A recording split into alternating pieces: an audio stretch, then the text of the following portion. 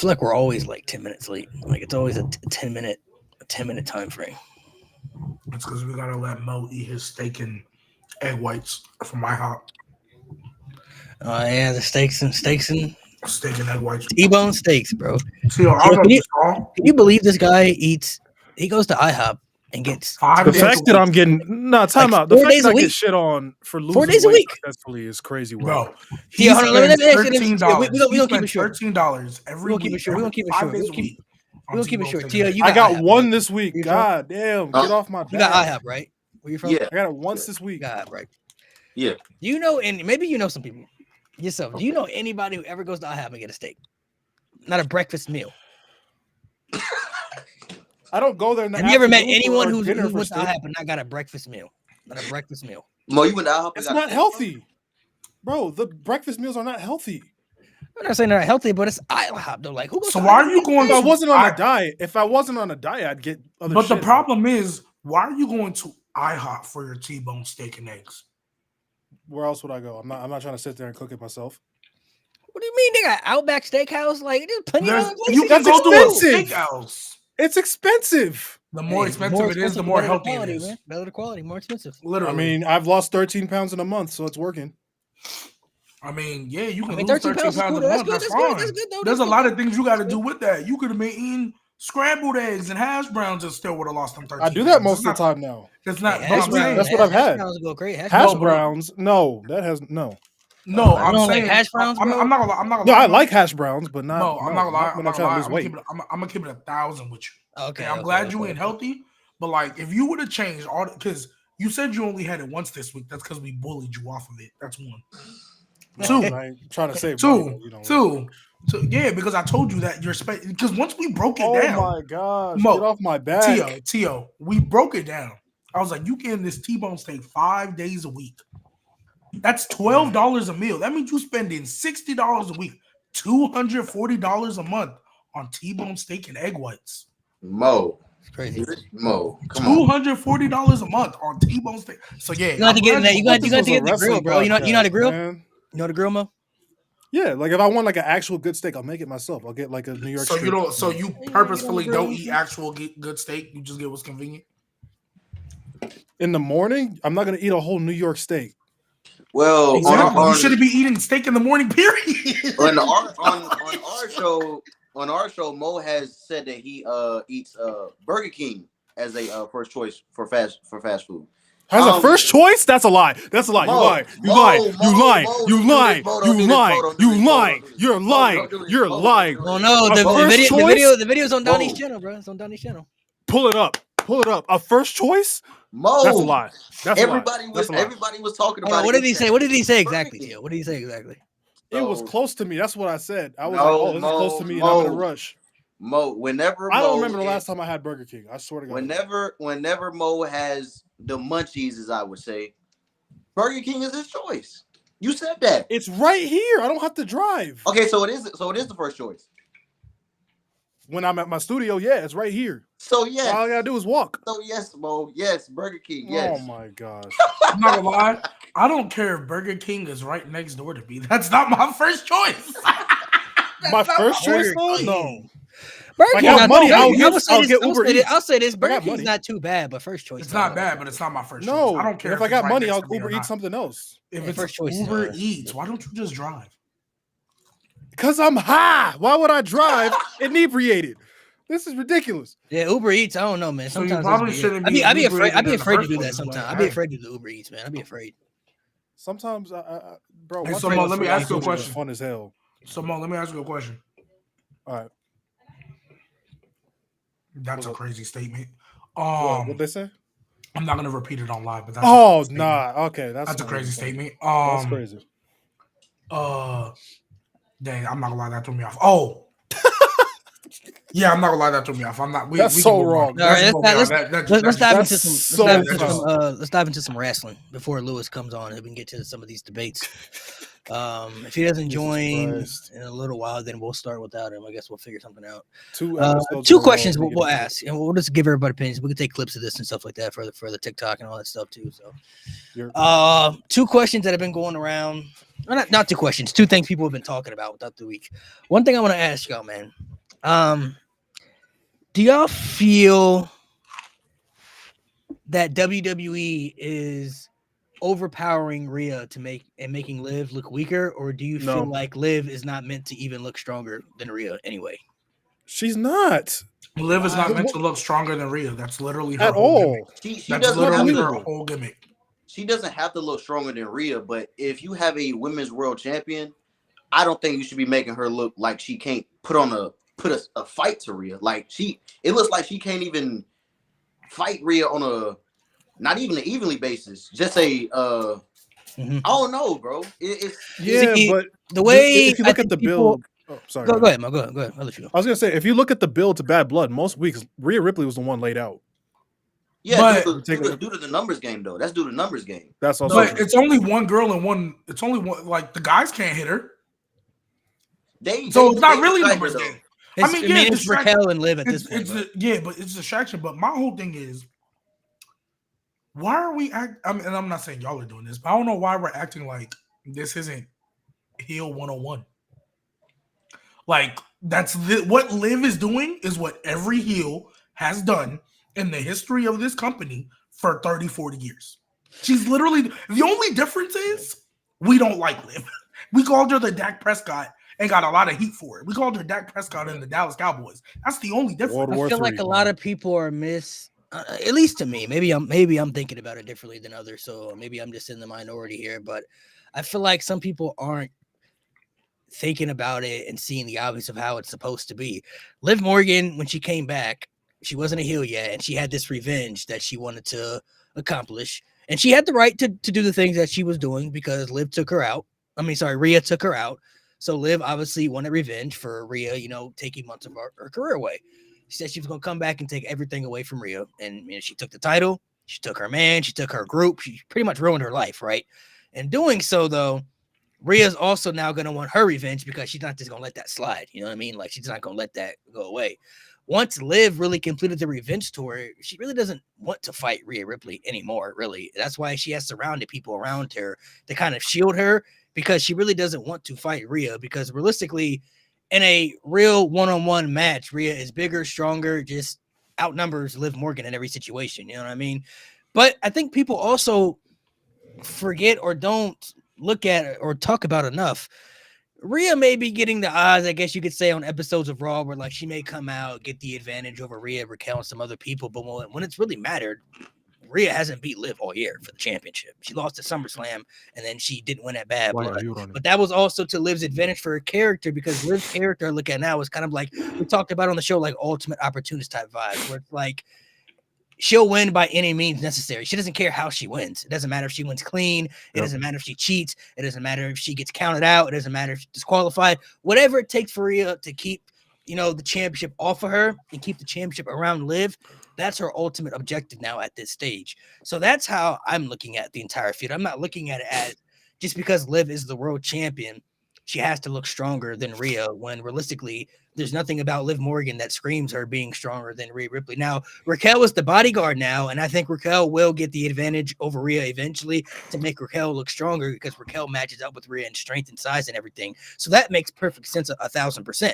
But for Liv Morgan, she's like, it's like when Edge was going up against Cena. Edge was ultimate opportunist, but Edge was never stronger than Cena. He couldn't outpower Cena in a lot of situations. That's why he had to cheat a lot of times, or had to find a way to go around the edges for him to succeed, to be able to get that advantage. The only heels that you look at that are really progressively stronger or don't really need help than the baby faces they're facing are ones like a Brock Lesnar, a Gunther, you know what I mean? Guys or are physically opposing threats and scream dominance. Liv Morgan doesn't scream any of those factors. So everything they've been doing with her in the story, to me, has made sense. And I can say people may not like it at this stage. Maybe they dragged it out too far for some people. Maybe it's too much for certain people. I understand that. I was one of the people that came on here and said that Raquel should have never even been with Liv Morgan. I don't like that, because I said she was coming back to be the bodyguard, and it's pretty much what I expected. She's doing exactly that, and she's not been doing a good job at that right now. But I expect her to kind of build up her going into Survivor Series. I expect that, to be a numbers game for Rhea, to where she needs, people to help her for the War Games and that stuff. So the thing that I'll add is, and I'm not saying anybody here is doing it. Wow, that's a dot. I'm not saying anybody here is doing it, but we always like realistically, right? I don't see this happening, or I don't believe this happening. Yeah. Well, it's a good thing it's fiction. At the end of the day, this is fiction. At the end of the day, you're supposed to go with. You're not supposed to believe what would realistically happen, because realistically, there's only 2 people in that division that really can go toe to toe with Ronda Rousey when she was there. Realistically, but that didn't happen, right? She was having competitive matches with people beneath her, right? That it is what it is. Realistically, Shayna Baszler right now should be the best woman in that division, because I don't believe in a real fight any of them are beating her. But what is Shayna Baszler?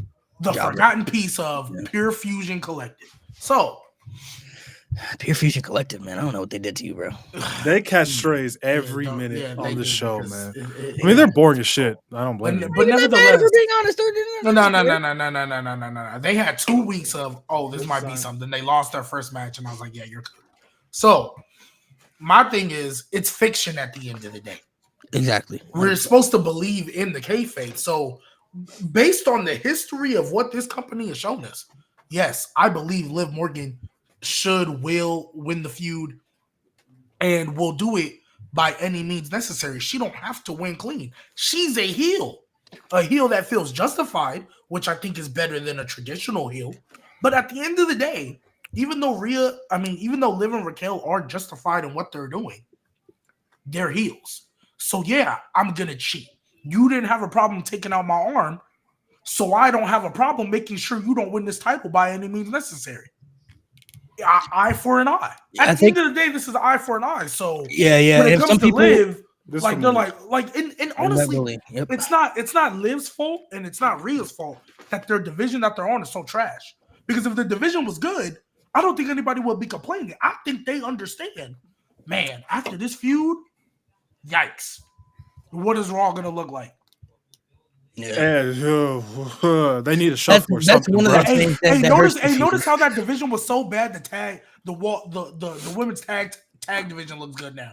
That's how bad it was. Yeah, the women's tag division got good because of how bad that division was. That's one of the things. And this whole SmackDown team, it got so bad they had to bring Jakara Jackson and Lash Legend up. I mean, they wasn't doing nothing in NXT anyway. Yeah, that's how bad it got. I think one of the main factors to me that's a big issue is not really Rhea being overpowered, but more so of the fact that the division's so bad they haven't built up any credible contenders to where it's like if Rhea or Liv was the champion, like who could really beat them besides each other? Like Io is great, but she's stuck in a tag team with Kairi Sane, and everybody else is stuck in a tag team too. And if you're not in a team, you're hurt right now. Like Becky's gone, Asuka's hurt, Dakota Kai is hurt. Charlotte is still injured, and I've heard that she's on SmackDown when she comes back. So Carmella came back. Alexa Bliss is still out. Came back, so and they're not finna use Nikki Cross. Yes, like I think people have the misconception too about that just because you're a champion or something like that, you don't always have to win clean. Like yes, clean wins can feel credible, but you don't always have to win clean. And realistically, too, it really only hurts somebody like.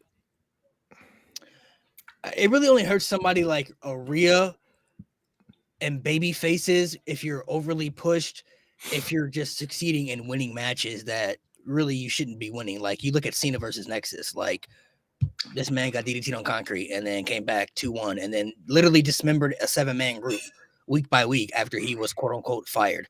Bianca, when she fought Damage Control, she literally in a ladder match took out all 3 by herself with no help in a ladder match by herself. It was light work too. And for weeks she literally would just outnumber them. She was always standing tall at the end of the show. Like she was like against 3 people. And Damage Control was a group that was fresh and new at the time that we all thought was going to be something great for everybody.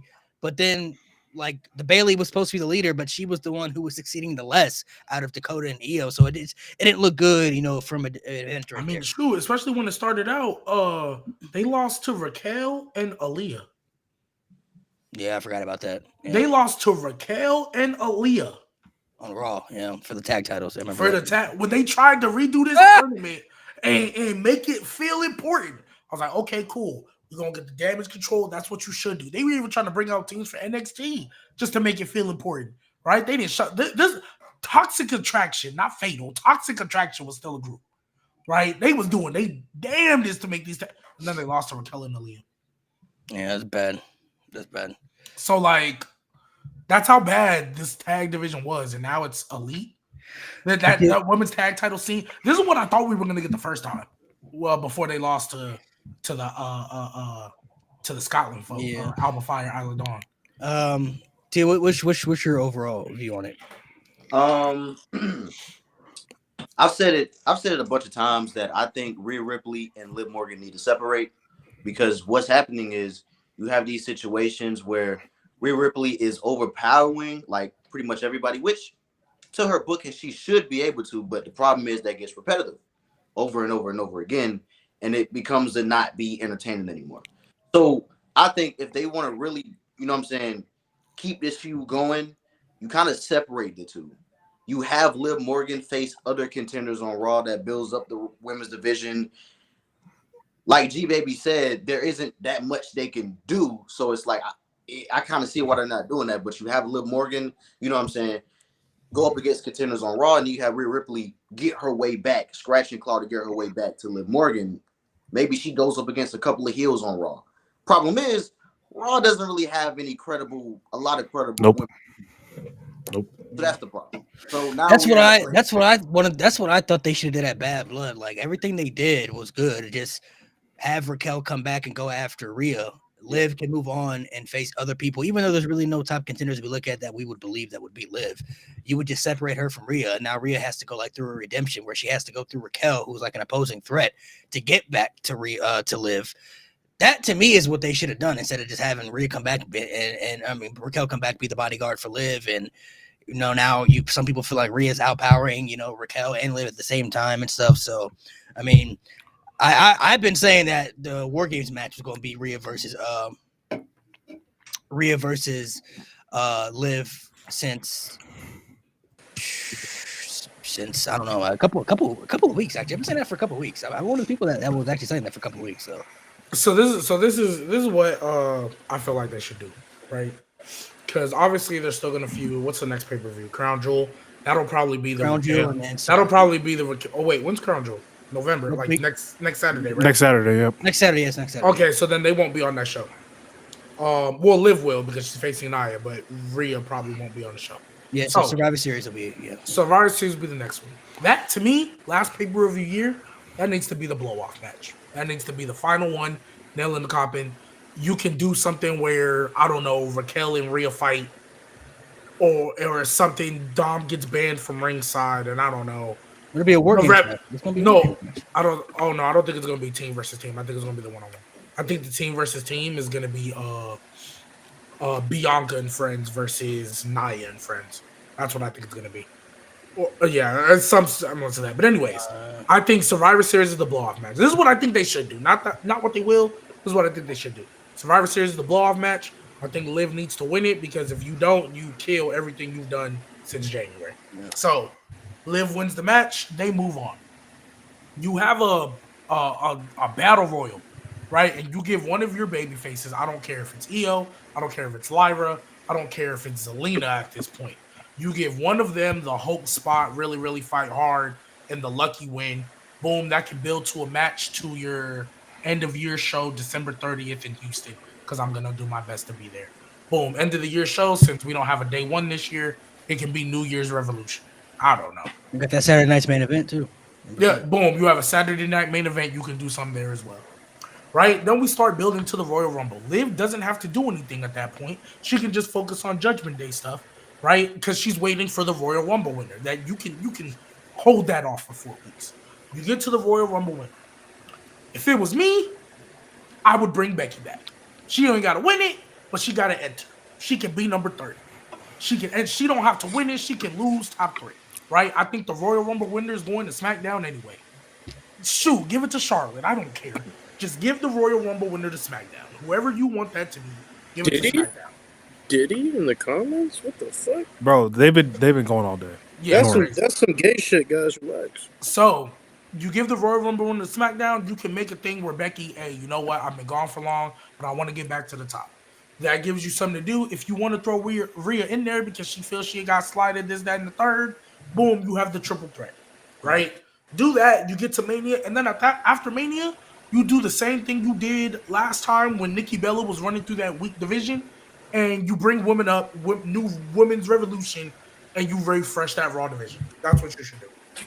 All right. So since Lewis is here, we're gonna get to the topic that we have. We're gonna do the Ultimate Wrestling Debate that we haven't done in a while. Nate was supposed to do it, but he wasn't able to do it today, so I'm gonna host it.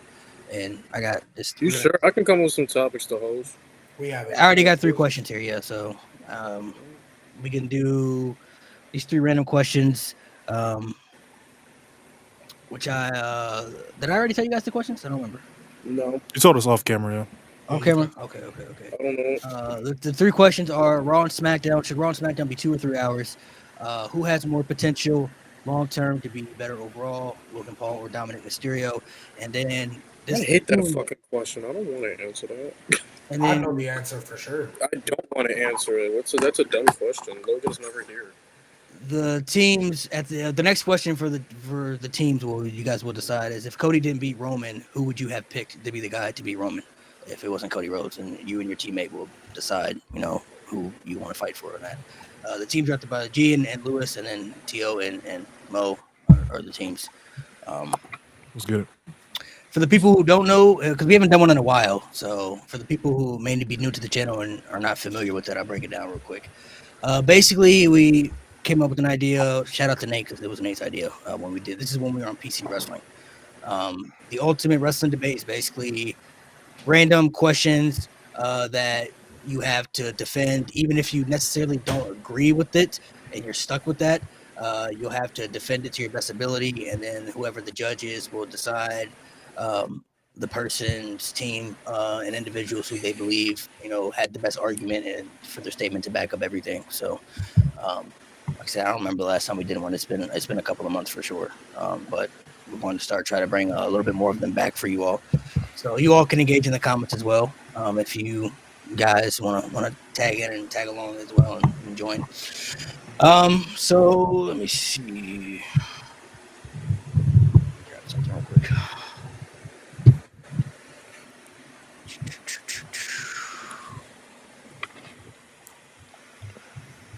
Shout out to Nate for the idea as well. The one that came up with it, like I said, last year.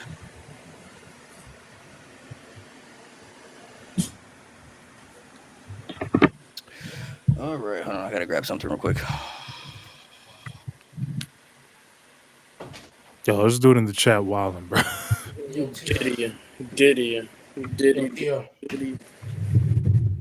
Diddy timing, bro. Yo, Tio. How you feel about Cody about to get packed up by that man Gunther? Planets of ass is what's about to happen.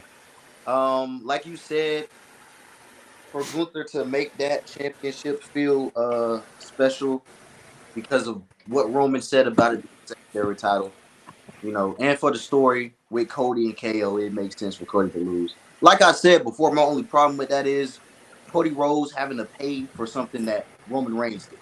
That's like, I don't know. It seems like Cody is always getting the crap end of the stick on certain things. Why chat switch the hate to me? You know what? And then, everyone stabs a toe. And then my follow-up question for you: who do you think Cody should fight at Mania, and who do you think should beat him? I think Cody. Realistically, if the match that everybody wants, it's gonna be Randy Orton. But I don't think Randy Orton beats Cody Rhodes for the championship. Let me dream. I don't know who beats Cody Rhodes for that championship. If I'm keeping it a being, I'm not gonna lie to you, because like these guys that people come up with Randy Orton. Well, I don't know. Why not? I don't know if I see Randy Orton holding that WWE championship. Let's see. Some people say like The Rock. What are we talking about? What are we even talking about? What are we doing? So if it's not Randy Orton or The Rock, who? I don't think they're gonna do John Cena and Cody because that's like Oh, Cody getting booed out the building. They backing themselves into a corner with that one. You just don't. He getting booed out the building. Not for the title, no. So for me, I feel like yes, it should be Cody Randy, and Cody obviously wins. But I'm not gonna lie. So I feel like because my biggest thing was with Roman, right? My biggest thing was whoever beats Roman has to be set up as the next face. You cannot fumble that. You cannot mess that up because Roman had been so dominant for 4 years. So they did what they're doing with Cody. They're making him the same thing. Cody's Cody, just he has the title now. I always felt he was going to get a 365. I felt after Roman, you bare minimum at least need to show that you can do this for a year. I think the person who beats Cody also needs to be set up as the next big star. And then after that, you can do like your Randy Orton wins or whoever's hot at the moment, but I think so Cody, all right, you established him as the next face. I think you need to establish a new star. Yeah. How do you do that? Carmelo Hayes Money in the Bank. I think that's what they should do. Carmelo Hayes Money in the Bank. Can the brother get over first before we put He's over. I'm not gonna lie, he's over. As a heel, he's over. He's over. He's starting to hit a stride. I think he's over. He needs a good US title run before any. Yeah, let him win. Yeah, he's gonna get one. It's not gonna be long though, but he's gonna get one. That's my main issue. How can you build somebody to be credible for the world title scene if they don't have a good, credible run in the mid card scene? This is Cody Rhodes. He got the title back though. Yeah, no, I know he just got it back. But got the belt. But we my thing is we can already see Braun Breaker as a future world champion. Granted, it's in a different way, but we can already see it. And I'm not gonna lie, his reign been doo-doo technically by default technically. So I feel like Melo, his is a slower trajectory. Don't get me wrong, but I think Melo with a Money in the Bank, him holding that for a good minute too, especially with how quick they got rid of it this year, he's gonna hold it for a minute too. He's gonna walk around and have feuds with that briefcase before he cash it in. So I think by that time, yeah, he'll be all right. And I think he's over now. I hate super mega baby face, high LA Knight doing the most heelish thing you could do. I hate that personally. Like, just let him have the game 7 because just let him have it. But it is what it is. Yeah, they was having banker matches, man. Yeah, I think they're good now. But now, honestly, if LA Knight just retains, I don't know what you do. I don't know what you do with them afterwards. I'm pretty sure they'll feud with somebody else, but as long as we don't get a bar situation where, oh, you guys are so good, let's put you in the tag team. Yeah, no. Oh, no. Yeah, no, I don't think they'll do that scenario. Carmelo, I'm not sure what they do afterwards. Really, I would say Carmelo could do stuff with AJ, but AJ got the injury thing, so I don't know when he's coming back and stuff. Right when he came back, that's so unfortunate. I'm not gonna hurt. That would have been a good little feud or even like a long term thing. That would have been a good feud for Carmelo Hayes right there. Andrade, I'm not really sure about Andrade, but what's up with Giovanni Vinci though? Did he get hurt? Got buried and disappeared. I don't. He might be hurt. I didn't hear anything about him getting hurt. Let me look up Giovanni Vinci injury. I'm gonna look it up. I know he showed up. But it was two times, and the first match he lost. Well, no, I heard what they did, like him losing like that was because he got in trouble. That's what I heard. Oh, I didn't really. I didn't hear about that. Yeah. It matched his gimmick, so I didn't really care that he lost that fast. I didn't care either, but also too, like the way he lost was perfect, so that's why I'm not tripping. It also sucks because that show is only 2 hours. They can't fit everybody. Apollo, yeah. Apollo. And because they're trying to build up this tag division now and actually make it feel good, like you can't fit everything on the show. And now that Raw's back down to 2 hours too, they can't have this feud on Raw. They got to keep it on SmackDown. So, well, yeah, we kind of got the Usos on SmackDown too now. So, SmackDown has a really crazy tag team division. If you look at all the teams they have, Deadly, the Profits, you got the Usos now. I mean, God, like their tag team division is pretty crazy. Raw's tag tag division division is low-key is fixed. underrated. It's just they just gotta present them better now. They gotta feature. They just got their champions not defending the belt at all. Hey man, something about the Judgment Day. No. Oh, Damian Priest is the only person that actually defended his belt off it. Everybody else, when Rhea won that thing, wasn't defending it. When the Judgment Day won theirs, wasn't defending it. So I mean, Rhea was kind of. Well, to be no, fair, she wasn't. Natalia won match, and that was it. to be fair, Zelina at Backlash. I mean, Yeah. shit. Yeah, I mean, She fought Natalia a few times. You see how Mo just be pulling this shit? you're talking about- We're talking about Rhea, not Liv. Yeah, I'm talking about when Rhea first won it. When Rhea first won it. yeah, she defended against Zelina, You gang. see, if you ask me, bro, just hurry up with Frazier and Axiom and call him up to Raw, bro. Hurry up, bro. I'm tired of this. Hurry up, bro. Frazier And they and still Axiom, holding them Motor tag City titles. Machine Huh? Guns. they're a really good team, bro. They're a really good They team. need to get moved to Raw. Lose it to fucking OTM, bro, or some shit, and call them up. You know they're gonna do the split feud though, right? I know that's just gonna be fire, but still, call them up. Call them up on Raw. They're not gonna be a tag team though. Someone said Zelina, Natalia, and Zoe started. Yeah, all right, bro. Yo, Oh, yeah, that's can you how it time- went, Can you yeah. time this dude, bro? I'm getting Yeah, on but now. from Can the you time this she won dude? at Mania and the time she Which got one? to Which one? I Zoe gotta look at Stark. it. Oh, the This Diddler in the dude- chat. This dude, CS the director, yeah, bro. Yeah. We Yeah, need to ban him. Yeah, we need He's to on ban him. Diddler timing, bro. We Yeah, gotta- he kind of making me. What is Yeah, he saying? Hey, yo. he just said he touched himself while he's watching you. Yeah, we gotta ban him. Oh, yeah, The first he thing being- he said in this chat was he being Diddler. Yeah, I'm Oh, kind of that- uncomfortable, bro. I ain't gonna lie. I've been trying not to laugh this whole You said who? time, bro. What the fuck? I haven't even been looking at the comments. your so- mic is kind of cutting out to you. It's because we're all talking. I said, I didn't see that.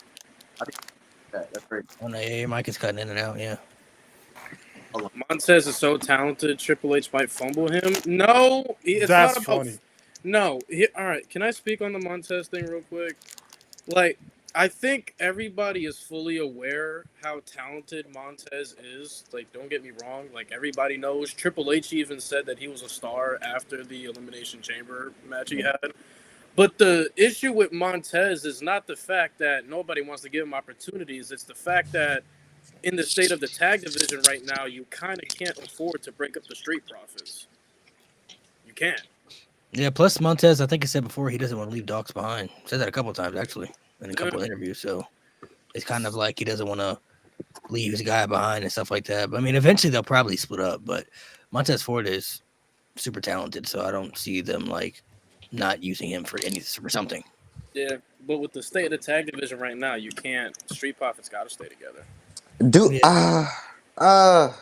it might be time, y'all. I'm not gonna lie. It could be time. I'd be cool with them. I'm cool with them splitting up, but you need depth in your tag division, though, and they're part of that depth. You take away the Street that's true. Profits, then we're complaining again on what other tag teams are there, you know. I'm not gonna lie. Dude, are we though? Because it seems like the Street Profits are always like They're the ones, always in they're the the guys scene. that you face when another tag team needs to get to the next level. That's what they're there for. And you need a team and people like that. Well, But I'm not gonna lie, they don't need to split up. They could take the New Day route. Exactly like. Oh, okay, yeah. But that like they can easily be the New Day, easily. I say I don't know how you do it. You do a trade or a draft. I want them on different shows. You send Angelo Dawkins to Raw or send Montez to Raw. You have one person on Raw, one person on SmackDown. Give them all. They both get an even shake. I don't know. You kind of just throw them into the waters and see what happens. No, I like that. Yeah, that's not bad. But we just need more depth in the tag division before we just disband them like that. Yeah, I'm hoping now that Motor City Machine Guns are the tag champs, they'll just have just better stuff for the tag team to do. Like the tag titles haven't been defended on PLE since WrestleMania and stuff. So I mean, I'm hoping they can start to build up the tag team titles, you know, to feel at least somewhat important. I don't mean they don't gotta be like top tier, but I think eventually Bloodline is going to end up getting the titles back because I think the Mania match is still God and Usos for them tag team. probably. I guess we'll have to wait to see what happens at the War Games first, but Yeah. because putting the titles, I mean, I didn't think they put the titles on them that fast, so I was kind of like, oh wow. Yeah, that's surprising. But I'm not against. It's not like God were having bad matches either. They just honestly, I just figured they were gonna win next week, not this week. I thought they were gonna be the go home show before Crown Jewel. That's what I thought. Well, that would have because I was like, there's no way y'all are gonna have Motor City. Yeah, they did that. They didn't do that though. They had a pre-tape SmackDown, so that'd have been a spoiler. You know. Yeah, fair enough. But like, that's what I'm saying. Like, there was no way they were gonna lose. I never believed it. I just thought Tonga Loa was gonna be the one taking the pin. That's all I thought. I was like, yeah, because it's Tonga Loa. They be all right. That's the real bro. Relax, bro. I gotta chill out on. No, I'm just saying. Like, I genuinely thought. Once they announced that they were gonna be in the triple threat contest, I'm like, oh yeah, they're about to win these titles. Because again, we're getting ready for War Games. Boy, if this was the Vince era, he would have been like, "Yup, number one contenders," and then lose it immediately, bro. Lose. You lose it. What was the point? To make the team strong. I'm not gonna lie. If it was up to Vince, he ain't signing them. The Usos would have never lost that title. The Usos would have never lost them titles. Oh, they still be champs right now. Exactly. Oh no. Right now, Roman Reigns would still be champion right now. Oh no. It's such good shit. Yeah, that's exactly what we on. Yeah, it was a good run, but Tio, since you're the guest, I'm gonna let you. We gotta flip a coin. See who goes first. I'm gonna let you pick heads or tails. What side you want? Let's go heads. Heads. Crazy. Put faith in your team, mate, Mo. Confident out. It is tails. Oh my goodness! Come on, man. You ain't never heard tails never fails. We're not sure to tell you. Man. So Lewis and G, as always, you have the option of picking the first category, or you guys can pass it to them if you want. If you guys want to go first. Can you remind me the categories again, real quick? Yeah. So if you guys want to go first, they'll debate first. So I mean, if you guys want to pick your category, they'll have to debate first. But you guys will pick the category though. So the categories are Raw and SmackDown 2 or 3 hours. So should it be 2 hours or 3 hours for both shows? The last one will say so. The first two will be either the Raw and SmackDown or who has more overall potential to be just better overall in like long term, Logan Paul or Dominik Mysterio, or Raw and SmackDown 2 or 3 hours. So, and the last one is the Cody Rhodes one. If Cody didn't beat Roman, who would you have picked to be the one to beat Roman? Gee, text me what you feeling. I hate that Dominik and Logan. Well, I was gonna say, do you want to be the one to go second, or do you want them to just, or you don't know? You don't even know what category you want. I think I know which one you want. I just want you to text me to see if I'm right. Because we've had this debate in the chat.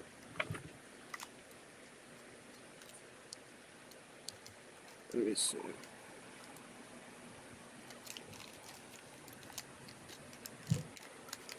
Oh, that's not what I thought you were going. Ban this motherfucker, please. Which one did you think I was doing? Which one did you?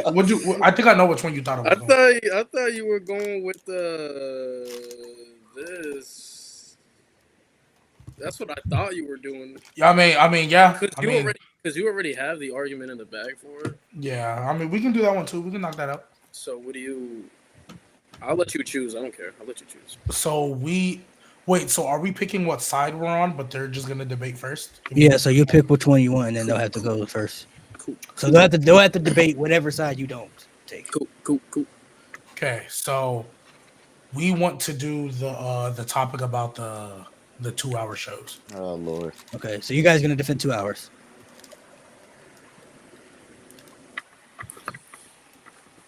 Wait, who's defending 2 hours? We're defending 2 hours? Yeah, I'm just making. Are you guys are defending 2 hours or 3? Yes, oh yeah, we're the ones defending. Sorry, I thought you were just talking. We're the ones defending. Tio and Mo, you guys have to make an argument why Raw and SmackDown should be 3 hours over the 2 hour span. Let's go, Mo. Let's go, Mo Diddy. Lewis, did you see Mo's costume? Barack Mo Bamba. Is it that ugly ass Brett shirt? That is not my costume. I'm not wearing that. All right, G. I'll follow you on that. I'll follow you on that. Bad. This is your bread and butter. I'll follow you. Cool. Tio, I'll message you, bro. Which I really could have debated the other one, but I got time here. I'm just gonna. We can debate both, but I know this. Yeah, I don't want to make it. Yeah, I don't want to make it easy on that. Yeah, this is the one you've been debating against people for a minute now. So we usually do 5 minutes. So I got a timer here. We'll do 5 minutes, and then of course at the end, you guys can do rebuttals and stuff. If you guys have little rebuttals you guys want to make and stuff like that. Who's winning, Cora, Roxanne, or Stephanie and Julia, bro? You know damn well Cora taking that pin. Stop playing, bro. I mean, the least automatic person in that match. The only way, Adrian. I mean, I can see Roxanne taking the pin only because she ain't been pinned in who knows how long. But if Roxanne takes the pin, I promise you, she's not losing that title till Stand and Deliver. I thought that was the case already, that she wasn't losing until Stand and Deliver. But who is she losing to? Because if she's not losing to Julia, she's losing Julia. Julia in my eyes is already warranted a rematch because of Cora. It's gonna be Julia or Stephanie. But isn't Julia gonna get her rematch?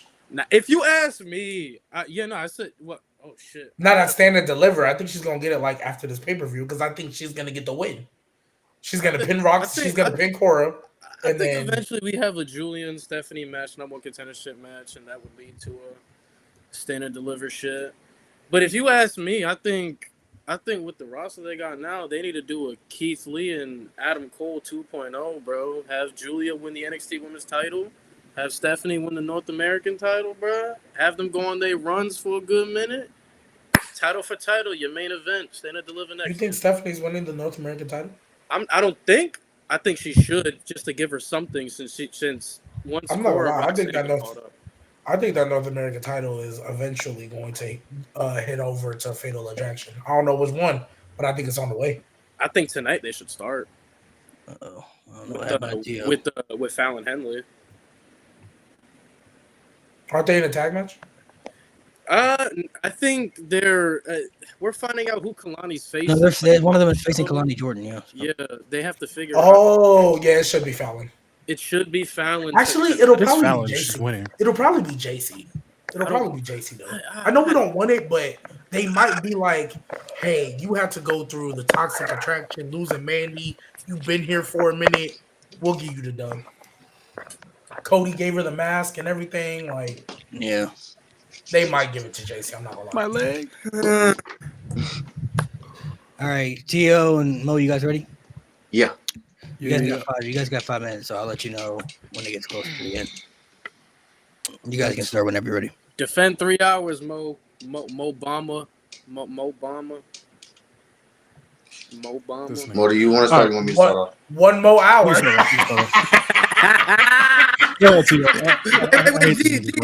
One more hour. Give me one more chance. Give me one more chance. Okay. Why do I have to get fried every? All right, let me mute my mic because I won't keep. Is that Durkio or Durkee Mo? All right, let me mute my mic because if I don't, he's getting cooked the whole debate. I don't deserve this. Okay. All right, so you guys can communicate about how you want to do, who wants to debate first, or whatever. I mean, it's up to you guys, but I'll go first, and then how you want to do it, Mo? Yeah, go ahead, Tio. Okay, I'll go first, and time starts now. Okay, so when it comes to a 3-hour show, if they do everything right, the only true downside would be it's just more time. It's just a longer show. When it comes to a 3-hour show, there are more chances for opportunities, such as mid-carders like a Bronson Reed, who, if we didn't have 3 hours, would he really have that chance to showcase himself like every single week? Not only that, we still have people like Sheamus, who still have a momentum because he's showcased with these great matches on Raw. If Raw is 2 hours, Sheamus probably doesn't have a match that week. Sheamus probably doesn't get that time. If Raw is 2 hours, do guys like, Bronson Reed get that type of time? You know what I'm saying? With a 2-hour show, there's more chances to showcase even women. So, like, for example, how everybody was pretty much mad because, and up in arms, rightfully so, because I think it was and Jay versus Jakira and Lash Legend. That title match for the tag team women's championships. The match was only like what, 4 minutes, 4 or 5 minutes. On a 3-hour show, that match can be 10 minutes. That match can be 15 minutes if they want to. It's a 3-hour show. With a 3-hour show, there's just way more opportunities for way more people to keep momentum and stay hot, or even just showcase their abilities that you can't do on a 2-hour show because you have a bloodline segment that might be 20 minutes or 30 minutes. You know what I'm saying? So, Mo, If you want to continue. Yeah, I got you. So even if you take a look at Raw before they made the switch to 2 hours, like Raw flowed very, very well to the point it became, if not the best weekly show, it was the second best weekly show. And you had, like Tio said, you had the opportunity to build new stars. But the thing is, we talk about, like we opened the show, we talk about how these shows have no depth because of the star power. Those 3 hours, you can use those 3 hours to build new stars so that we have the depth for the Raw Women's division, for example. So you can develop these characters, and it's not like, oh, when Rhea and Liv are done feuding, there's nobody there. At least outside of what they're doing, they have all their time in the world. But now you also have the time to build those new stars so that you can have a better division. And the tag division, like that, both sides need saving. And if you give them more time, like tag team wrestling is amazing. When it's done right, tag team wrestling is fantastic, and the amount of teams that they have that aren't even being showcased because there isn't enough time, especially on SmackDown, like the extra hour would help them a lot. So not only that, the amount of stories that you could tell on one show while showcasing other superstars on Raw, like those best 3 hour Raws, they were building up Judgment Day stories, still showcasing mid card and just pure matches. Also building up Brock and Reed at the same time. Also building up stories with Gunther in the World Heavyweight Championship. So it's just so many things you can do with a 3 hour show that you can't do with a 2 hour show because, okay, we can't tell that story this week. We're going to have to push it to the next week. With a 3 hour show, each story can be told each week. It's just way more time for everything to be fleshed out, way more time for everything to be showcased. You don't get that with a 2 hour show. And I think it's important that we start having, like, especially on the women's side, I think it's more important that we start having, like, really built feuds without the title involved. Because I think that's one of the biggest criticisms of the women's division. And those 3 hours would be enough time for that. You guys have about 1 minute and 10 seconds left. You guys want to pass it, or you got other stuff you want to say? You got anything else, Mo? I think we hit the nail on the head. All right. We'll stop it right there. Restart the clock here.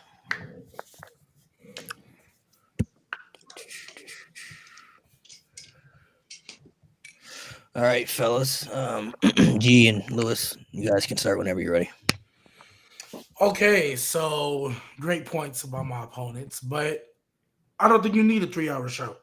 One of the issues that arise by having a 3 hour show is balance, right? Y'all talked about it. Raw, for a minute, it was looking like the best show on the planet, right? And SmackDown, falling asleep, boring, missable because of the lack of depth that you have, because you have to balance the show enough with enough people to fill a 3 hour show, whereas the other brand suffers. Also, it could also be vice versa, because for a while we was talking about SmackDown was the best show for a minute, bloodline stuff and everything, and Raw, when that depth is bad, man, that 3 hours drags a lot. So you don't need a 3 hour show. You can have a 2 hour show with a good amount of balance. Yes, will there be an hour less on TV?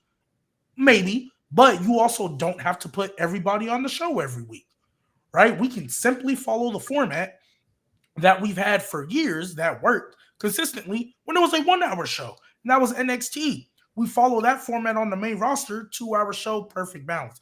And it doesn't have to be every week, but what you can do, because it's still a 2 hour show, maybe because you don't have pay-per-views every month. 2 hour show, you can still fit everybody you need. You have your promo packages. You have a good amount of matches. You focus on quality over quantity. That's what you really need to focus on with your 2 hour shows. I think you can do that. And on your special occasions, 15-minute overrun. I think the way we watch NXT, I think most of us agree it's the best week-to-week show on a consistent basis. It might not be the best show every week, but it's the most consistent. It only has one male world champion, one mid-card, one champion, right? Where and it has your women's world and mid-card now, but you don't have to worry about juggling the two brands. And they always tell multiple stories, have multiple guys doing what they need to do, and not everybody's on the show every week, but you never feel like you're forgetting about something. Even the lower end stories still feel important, right? You can do that on the main roster, and bluntly stated, you have the bigger stars to do it. So yes, even though 3 hours, I think we've liked Raw As of late, we also hated Raw for multiple years when it was 3 hours. I think you have a 2-hour show, your special occasion 15-minute overruns. That's enough balance for your Raw and SmackDown. You can still focus on the stories you want to tell. You can still build your guys like Bronson Reed, but maybe Bronson Reed on a 2-hour show, he just has a promo package one week showing how menacing he is. Doesn't need to be there. You can focus on a match with somebody like the Unholy Union versus Damage Control and give them 20 minutes on the show as opposed to giving them 10 and having to fit Bronson Reed at 15 and so on and so forth. You can focus on the quality over the quantity. Go ahead, Liz. Like what G-Baby was saying, I'd like to go over the cons of a 3-hour show. If you guys don't mind, I'm going to rip your shit to shreds. So I would say sorry, but Mo sucks. The inconsistent of matches, a lot of matches are severely inconsistent, and especially with how long of a 3-hour show is. Let's say if you have a show in fucking Texas, no offense, G, but some of your crowds suck, or if you're in fucking Jacksonville, where they're placed on the card really does matter. And that's where I feel like the inconsistency of a 3-hour show comes in, because it's hard to do some match placements, and especially coming after segments.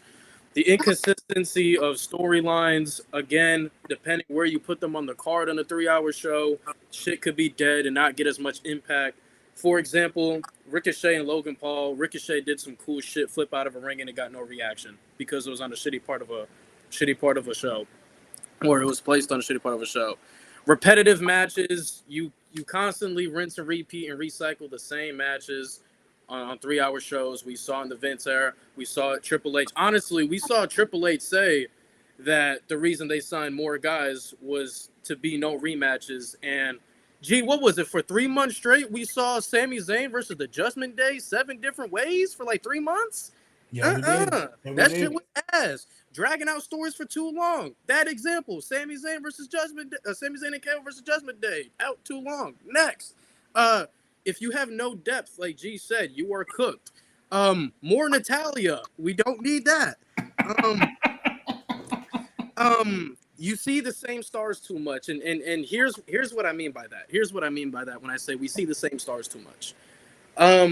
I talked about this with my coach Kenny. You guys don't know Kenny Dykstra, and my boy Scott at my wrestling school. And it honestly made sense. Once you see a superstar and they're backstage, that should be the only time you see them. Because if you see them too much, it kind of ruins their aura a little bit and tries to make them a regular person.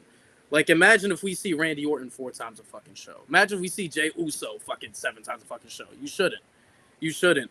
And when you're using those stars too much, you're taking away time for other people that should be built up. And that's going to be my next point.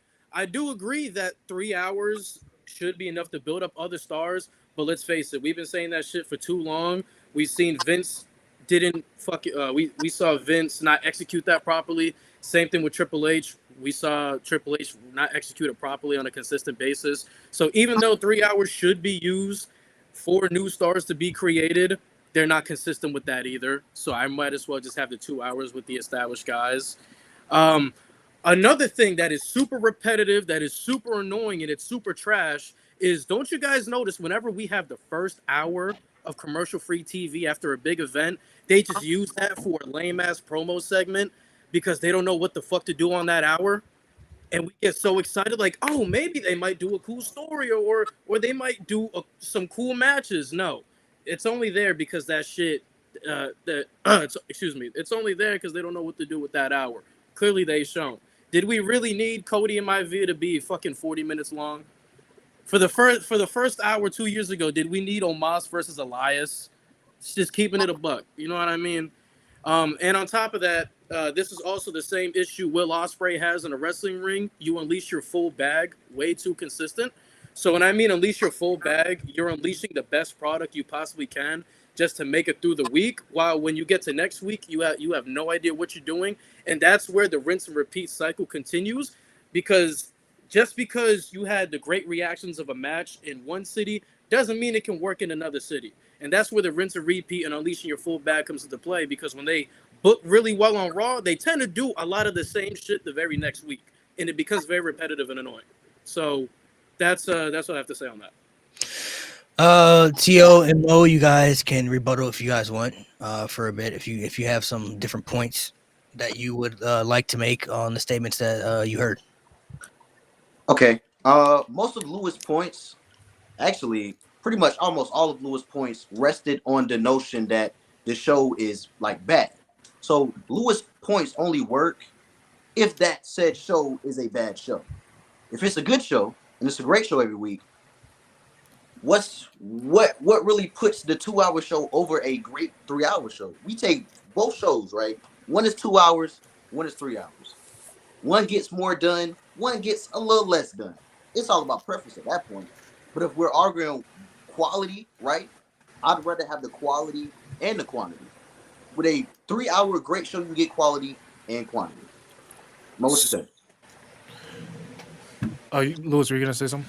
Yeah, so to say that, Tio is absolutely right. My things go from based on the product being bad because let's face it, I know Tio said that most of my points go from the product being bad, but just to keep it a buck, most of the time it has been bad since it's been on 3 hours. Just to keep it a buck, this hasn't been a thing for the last 2 or 3 years. This has happened since most of the time Raw went to 3 hours. So it's been over a decade of them not consistently giving us a good show and consistently giving us bad to mid. And whenever we have a mid show, our expectations get lower. We're like, okay, Raw wasn't that bad this week. Well, it's not that bad because for a while they were giving us some dog shit. So when we see something mid, we're like, okay. So my thing when it comes to the 3 hours versus the 2 hours is back to the point. Let's go back. G Baby brought up a point of SmackDown being the best show. Relative to only being at 2 hours and the quality. The thing is let's bring it to 2021 2022 SmackDown, right? We had a perfect balance of wrestling and we had a perfect balance of storytelling. They dedicated 1 hour dedicated to Roman storytelling, the Uso storytelling relative to the bloodline. The other hour was dedicated to wrestling and Gunther covered the majority of that. So a lot of people call that era of SmackDown arguably the best SmackDown era we fucking had because of Roman's peak storytelling and the peak and the popularity and the transcendence of the bloodline, while also Gunther giving us match of the year, match of the night, quality great matches on the second hour on SmackDown. So if I can get peak storytelling from the biggest star in the world and peak wrestling from the best wrestler in the world combined together on a 2-hour show, I don't need 3 to keep me satisfied. Okay. Fair points. So what I'll say, I got 2 different points. First one being, I think, again, when we're talking about when those 3 hours years ago were bad and they were bad, I think it comes down to, it comes down to the fact that the person booking the shows was a senile old fuck that didn't know what the fuck he was doing, not the fact that it was a 3-hour show. Right. So I think that was the main factor to the show being bad. Second point being, while yes, like for example, 2022 SmackDown did have that great stuff, we're not going to have that forever. We're not going to have that balance of, oh yeah, we got the bloodline, but then we also got Gunther and whoever, right? I think SmackDown, another problem with that, especially this year that we noticed, was that they didn't have the stars to back the show up, and then they didn't have anyone else to build. They didn't have anyone there to build up as well. Right. That they were building up, I should say. So, like, and like G brought in his points, we got NXT. I think the thing with NXT, the difference between them and the main roster, is that NXT is developmental. Number one, I agree. Number two, they have a much smaller roster compared to even just SmackDown by itself. So it's a lot easier to fit these people on the show and not have it drag. You know what I'm saying? While SmackDown, you got so many actually very talented people who are either just not being showcased or they're doing nothing meaningful. And I think the 3 hours can give them the time to do something meaningful and build new stars so that even like the guys like LA Knight can move from the mid card to go to the main event, and then you have ready-made stars to make the mid card feel important. So what I have to say about that is I understand the Vince McMahon point. I won't shoot that point down. But even from a track record standpoint, SmackDown, with it being 2 hours, has just been, I'm not even going to say the term better booked, but it was just a lot more balanced. It's just a lot more gravitating. It felt natural. It didn't feel dragging out. Like I said, at the peak with Roman and Gunther, and to fill in the spots, like we had fucking bum ass Corbin, them funny ass segments. So they knew how to balance out the shows. They knew when to give us the bathroom breaks and stuff like that. With Raw, where the inconsistency comes in, I hate saying Raw. With the 3-hour shows, of the inconsistency comes in, it's them not knowing where to put the matches on the card, where to put the segments on the card, where the crowd is going to do, what the crowd is going to do at this time, that time. On SmackDown, not saying they knew that on SmackDown, but it was a clear formula. Like, okay, usually we open the show with the Bloodline, and then usually we end the show with Gunther and things like that. With Raw, they don't know. It seems like they don't know if they want to start off with a match. They don't know if they want to start off with a story. And each and every single week, although I do really love storytelling, don't get me wrong, but it seems like they don't know what story they want to be the flagship. Usually it starts off with something different, something weird, and it throws the whole game off. Like on SmackDown, you knew Roman was going to open up the show because you knew, what the Bloodline is, the Bloodline was going to open up and what we're going to see next. When we're watching a 3-hour show, you don't know what we're going to open up with, which could be good in a good way, but a lot of the stories on Raw are mid, and I ain't gonna lie, I don't want Lyra to open up a show when we got Rhea and Liv. You know what I'm saying?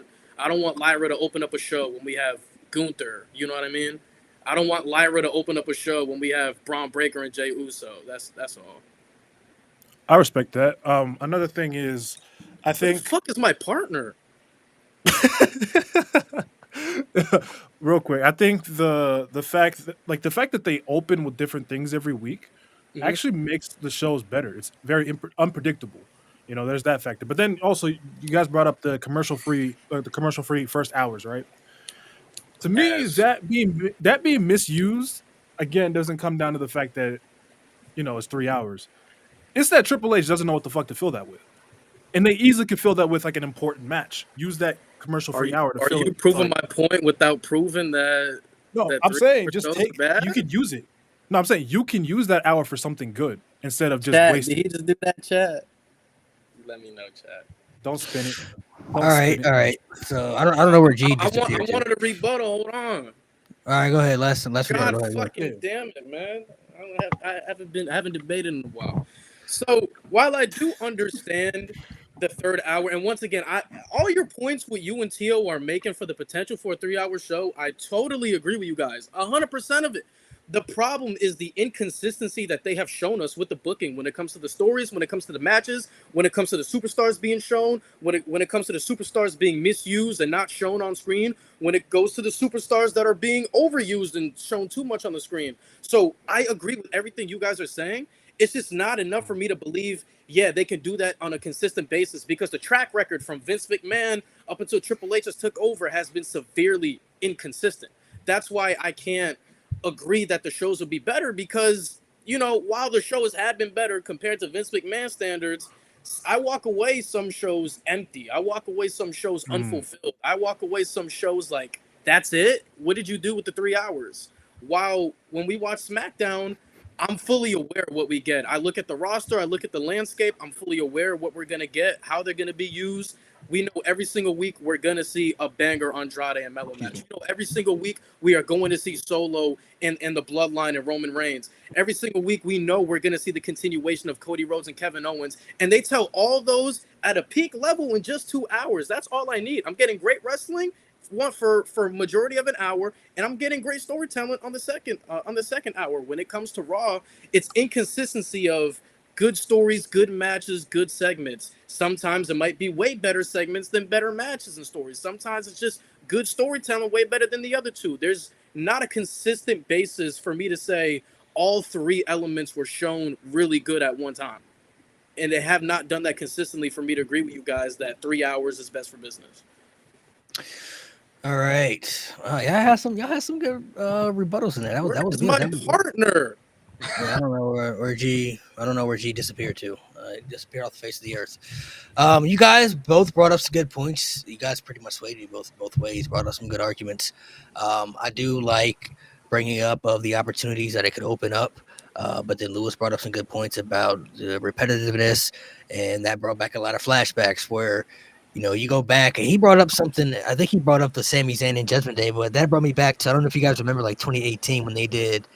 God, it was the Boston Hook Connection versus the Riot Squad like every single week. Like, oh I my don't remember god, that was like I don't 2018. That was remember like 2018. That was like they fought on pay-per-views. They fought on Raw. It was just them it was a repetitive thing for a long time. So that was definitely a repetitive cycle. I'm gonna have to give it to Lewis and G though. I think they made more of a better argument just based off the repetitiveness. If you look at Raw went to 3 hours. What 2012? Raw 1000. Let me find this graphic, bro.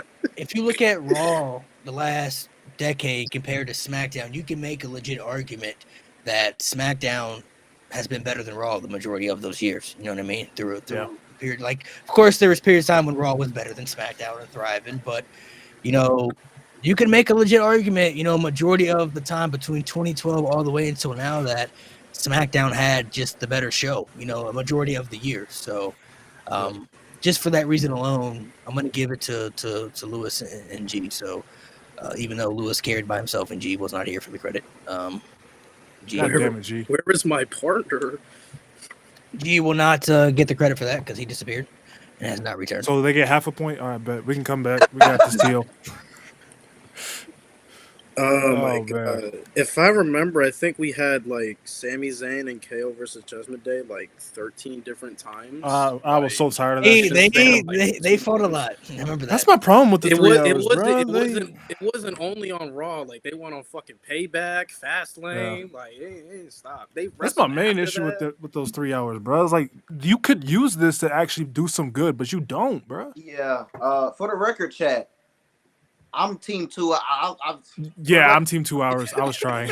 I was really trying. You know what's crazy? G is team 3 hours to an extent, bro. That's the funny part. I'm very much 2 hour show. He's like, I don't know, guys. If SmackDown went to 3 hours, I think it would cook. I'm like, bro, no, bro. I think the issue with both 3 or 2 hours, bro. They need to just know how to use their superstars, regardless. That's the thing. Yeah, it's not even like an hour issue. It's like when Raw has 3 hours and it's a bad show, it's a really bad show. When it's a good show, it's a really good show. SmackDown when it's 2 hours, it's like it's bad, but you don't feel like it's Raw bad. You know what I mean? Like because it maybe doesn't drag out like the extra hour. When Raw's good, when SmackDown's good, it could be really really good too. But Lewis also brought up the SmackDown 2021 era, like when the Bloodline was at its peak. You got Gunther's IC champion started off. Like they had SmackDown was cooking a lot that year, like compared to what Raw was doing. 2022 SmackDown was great. That was their best year since 2021. Sorry, 2021. 2022 was great too, but 2021 is when Gunther started as IC champion. So, overall though, I don't know where G went. I guess my partner Lewis about a 2v1 again. I hope not. I'm not comfortable in these topics. I don't know. Oh. Disappeared. Even when you think about like the 2 hours. Where'd you go, gang? All right. I mean, he won though. I had to take care of some stuff. My bad. He's taking a shit, chat. You guys won the debate, G. You guys won, so don't worry. You guys took the dub. Yeah, I trust Lewis. I'm not worried. What the fuck? Yeah, why do you think I'm this fucking wrestling fucking guru, bro? Like everybody thinks that. I hate that. All right, so I had a couple more other questions on here, but I erased some just to kind of save time. So the Logan Paul and Dom one was one if you guys don't like that one. Another one that I had was if there was somebody who was going to break the record for 16-time champion, who would deserve it more, Randy Orton or John Cena? I don't know if you guys like that one better. Oh shit! I kind of like that one. I mean, that could go either way, but I don't know if you like that one over the Logan and Dom one, so I'll let you guys decide. I know my answer, but I like that one. One of the other ones was is Rhea overpowered, but we kind of already talked about that one earlier. So wait, what's the Logan and Dom one? What is that even about? Who got more? That's just based off of who do you think, just based off their presentation and the potential what they have right now. Who do you think has more potential to be better overall? Just like from overall. I ain't gonna lie, that's low key a clear to me. Yeah, that's just clear. I don't want that's a low key a clear to me. Any answer that's not Dom, that's an L, bro. Like Logan's not here enough. If Logan was here, yeah. Yeah, Logan, and that was the argument that I figured some people would bring up. Like Logan Paul isn't around enough, but if he was here, his potential would be a lot better. Like even if you just look at Dominik's progression in ring, especially from 2022 to 2023, like, bro, he's just gonna keep getting better. Bro, we went from Dominik should go back to NXT to Dominik should win Money in the Bank, bro. Literally in the span of a year. Like to me, that's like Logan. Don't get me wrong. Like if Logan was here, world title, 100%. That's a conversation for real. But Logan's he's not around enough for me. As soon as somebody says that motherfucker not around enough, just pack the debate up, bro. I ain't gonna lie. Because every debate has that one liner where it's like, I don't know how you're gonna come back from this. It's the ether. So what did we pick? We picked the next topic. Is that us again? Yeah, we can do Cena and Orton. You guys can choose. You guys can choose who you want to defend. So who deserves? If the record was to be breaking, 16. If somebody were to get to 17, who would deserve it more, and who would you pick, Orton or Cena? Let's not be rational about this. Yeah, I kind of want to.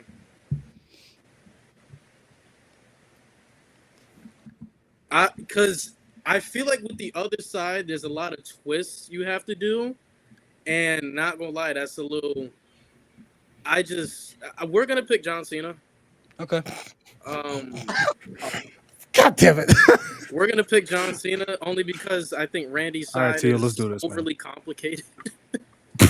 So, it's a great complication to have. Don't get me wrong, but all right, Tio, let's get in our bag, gang. It could go either way. It could. So, these are both no wrong answers. I'm cool with either one doing it. It's just one person is just clearly you ain't got to do much to get them there, and then Orton, there's like hoops and hurdles and fucking all this type of shit, bro. All right, Mo, you guys are going to have to defend Randy Orton to break the all-time record. Let them go first. Let them go first. Oh, man. Can we not? No, yeah, you guys got to go first, because they got the pick. So. Oh, boy. All right. Whenever you guys, I guess whenever Tio comes back. We'll start.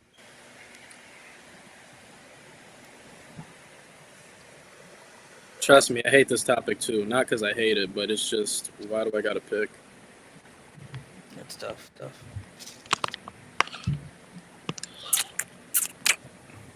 Being honest, it should be Almas, but I mean, yeah, it's okay. G, whenever you talk, I just take notes on what you said so I don't repeat them. So. Well, you can start. There's going to be certain keys, Mo. You want me to fucking start? God damn. Certain keys that I'm going to hope you're going to bring up that will kind of seal a good deal for your argument here. Not damn Tio. I got some idea. You talking about for us, or you just talking about? No, I was talking about for them and for you guys too. There's some. They have an ether. You think they have an ether? They got an ether, I think they can make if they bring it up. I'm not going to say it though. Oh man, Randy is here. I'm not going to tell you what I'm going to say. I already know what you're going to say. I talk to you too much. You don't know what I'm going to say. Malik, did you see the CM Punk and Randy Orton debate for the 100 millionth time? I don't know why they keep debating. It's Cam. Cam's an idiot. Okay, why do niggas keep debating Cam? He thinks 2K20 is better than SVR 2011, bro. We're not listening to him. We're not listening to him. I just don't. Why is that always a debate in the chat, bro? Because Cam keeps doing always this, Randy bro. and CM Punk, like, bro. Let it go. All right. I'm done with the Edge and Cena. Tio, you guys have Randy Orton. Like I said, there's going to be some key things here that I think you could really help your case, but we'll see what you guys have. So, whenever you guys are ready. Bet. Tio, you want me to start this time since you started last time? Yeah. Okay. Time starts now. Some reasons why I think Randy Orton would probably be better suited to break the record. I think Randy Orton, more times than not, is a heel. And that's a kind of like a more of a heel type of record. You know what I'm saying? I think like when you look at Ric Flair, the amount of times he was world heavyweight champion, like all those times he was a heel. You know what I mean? I also think Randy Orton having that story with Ric Flair, that background pretty much coming up with Flair and evolution, that can tie in, that could be its own story. Tio, what else do you think, bro? I think Randy Orton gives a chance with him being a heel character. He gives a chance for opportunities for baby faces to be built off of him. Also, especially in the era where we have guys like guys who could be a next face. You know, you could use Randy Orton in that spot to build up these top guys. You know what I'm saying? Also, Randy's just gonna be around more. Like that. That's just a simple fact of the matter. Pretty much. You want to bounce off of that? And even if you look at Cena now, like, look, he's gonna be in his last run next year, and a lot of people's eyes, he's not really believable to be either champion that we have right now. And both champions, they're gonna hold that belt for a while. Cody's gonna hold that belt for a while, and Gunther beating Cena beating Gunther in 2025 is just, I don't know how believable that is, but you know. And Randy Orton, again, he's not washed. Like, he can still go. He kept up with a guy like Gunther.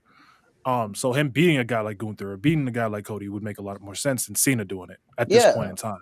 Yeah. Also, didn't Cena already tell the story of pretty much like he kind of can't hang anymore? Like, he lost to Austin Theory, he lost to Solo Sikoa. So out of nowhere, he's gonna be able to beat Cody Rhodes or Gunther. Like, I know that Lewis says there has to be twists in order for the Randy thing to work, but in order for the Cena thing to work, there also has to be some. It's gonna take a lot more work. Yeah. It's gonna take some work to. Randy right now could believably be WWE champion any second. Like, even if Cody and Randy ran it on SmackDown, I could easily believe him beating Cody Rhodes right now. With Cena, with how he's been built since 2018.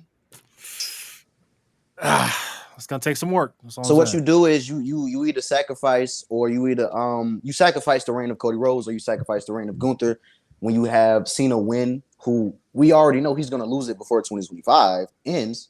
So he's gonna win it, but we know he's gonna lose it soon, or no, at least win, or it's coming to an end. So it's a situation where there's a lot of predictability, there's a lot of loopholes, there's a lot of loops you got to go through, and a lot of beliefs that you got to suspend. A lot. Yeah. You guys still got time. You got 1 minute and 40 seconds if you guys still want to go, or unless you want to pass it. What you think? You got anything else, Mo? Pass it? All right. Nice. Lewis and G, whenever you guys want to start. Oh, buddy. My partner said I got to go first since he started last time. So, all right. So, I have 1, 2, 3, 4, 5, 6. I have 7 points I want to bring up. 7 points. The first point I want to bring up is, it's going to sound super disingenuous, and believe me, I'm not trolling when I say this. First point I want to bring up is, you guys say that Cena has some twists and turns that he has to go to. But just keeping it a buck, just like Orton, it's Cena. People won't care, especially in the retirement tour. They don't give a fuck. Just keeping it a bean. So that's the first point I want to bring up. It's John Cena. The second point I want to bring up is, Malik, let me ask you a question. When John Cena comes out, what do the ring announcers call him again?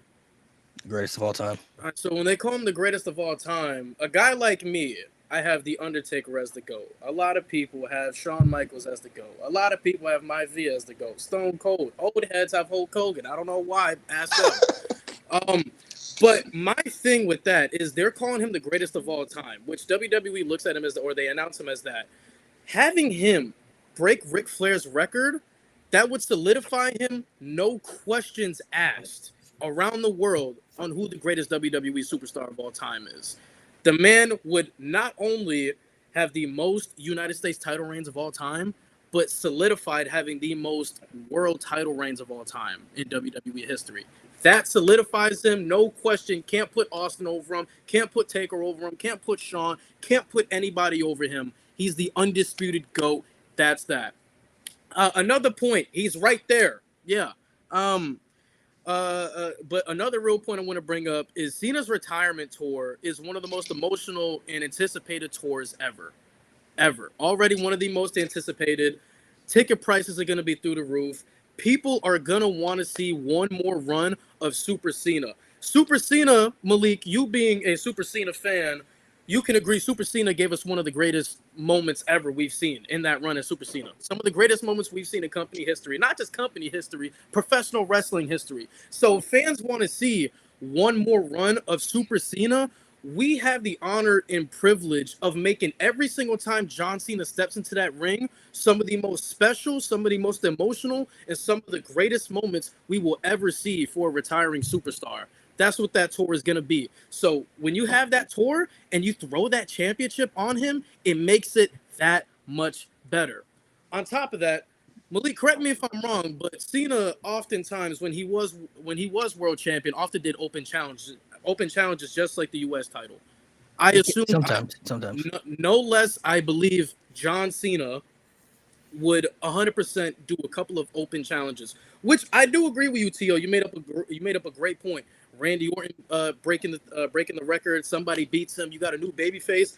But John Cena, even since he's came back before, even since before he announced his retirement, came back, was elevating talent. Elevated LA Knight more. Elevated Solo Sikoa before he was a bum.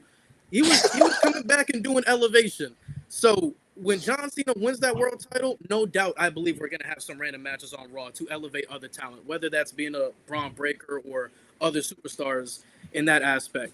On top of that, we're talking about if Cena becomes the world champion and breaks that record and solidifies him as the undisputed GOAT, you also have to think business-wise. John Cena is one of the most popular superstars outside of the WWE. He's one of the most recognizable figures in Hollywood. He's one of the most sought out figures in Hollywood. So not only him breaking the record is a big deal, but he takes that championship to the Today Show. He takes that championship to movie premieres. He takes that championship wherever he goes because he is that guy.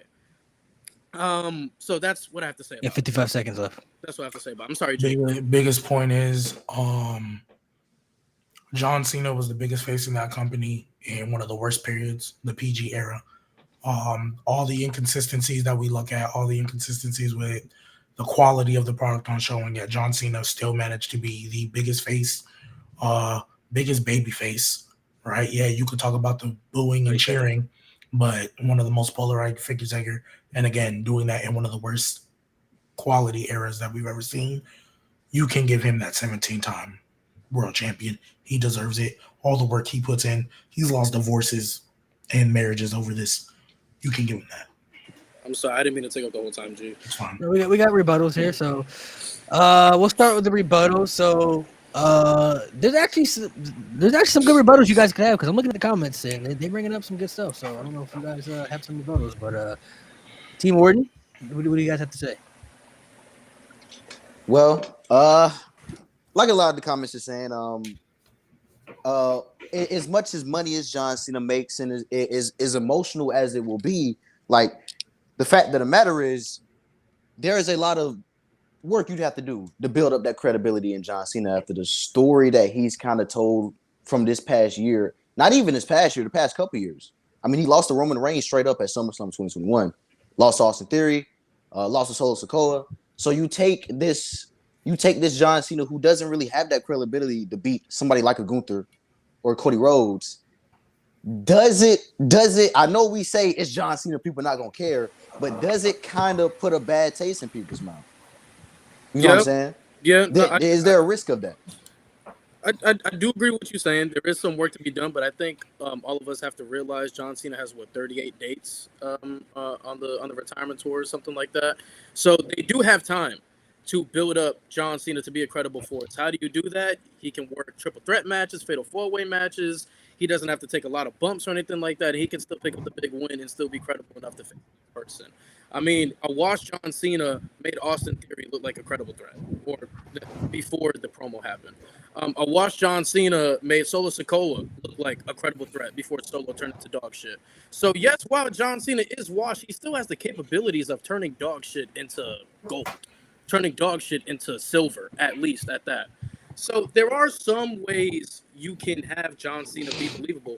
And who's to say that John Cena got to beat these guys one-on-one straight up? He could win in a multi-man match. The way how Cody is, Cody can take on all comers if he feels like it. That's the type of guy Cody is. Not Gunther, but most certainly for a guy like Cody. So that's the rebuttal I have for that. No. The thing with Cena, bro, it's a lot of uncertainty. Like when he comes back, like we don't know how he's going to be. We don't know if that's what he wants to do. You know what I mean? With Randy Orton, we know we at least have what did he say, 10 years when he came back in Survivor Series? Yeah. Like we got time to flesh that out and actually make these title reigns. When Randy wins, we'll have more time to make the title wins and the title reigns mean something. Cena has an expiration date. That's December 31st, 2025. Like we know he's done after that. With Randy, we'll have time to actually have meaningful title reigns. A lot of the criticism with John Cena, and there's another point I'll get to, but a lot of the criticism with John Cena as world champion over the years is the fact that his title reigns have been a lot of times short and meaningless. So, and that's the biggest tax on his number 16. So if we do that again with number 17, like we said, it's going to take time. Like him winning at like WrestleMania is not believable.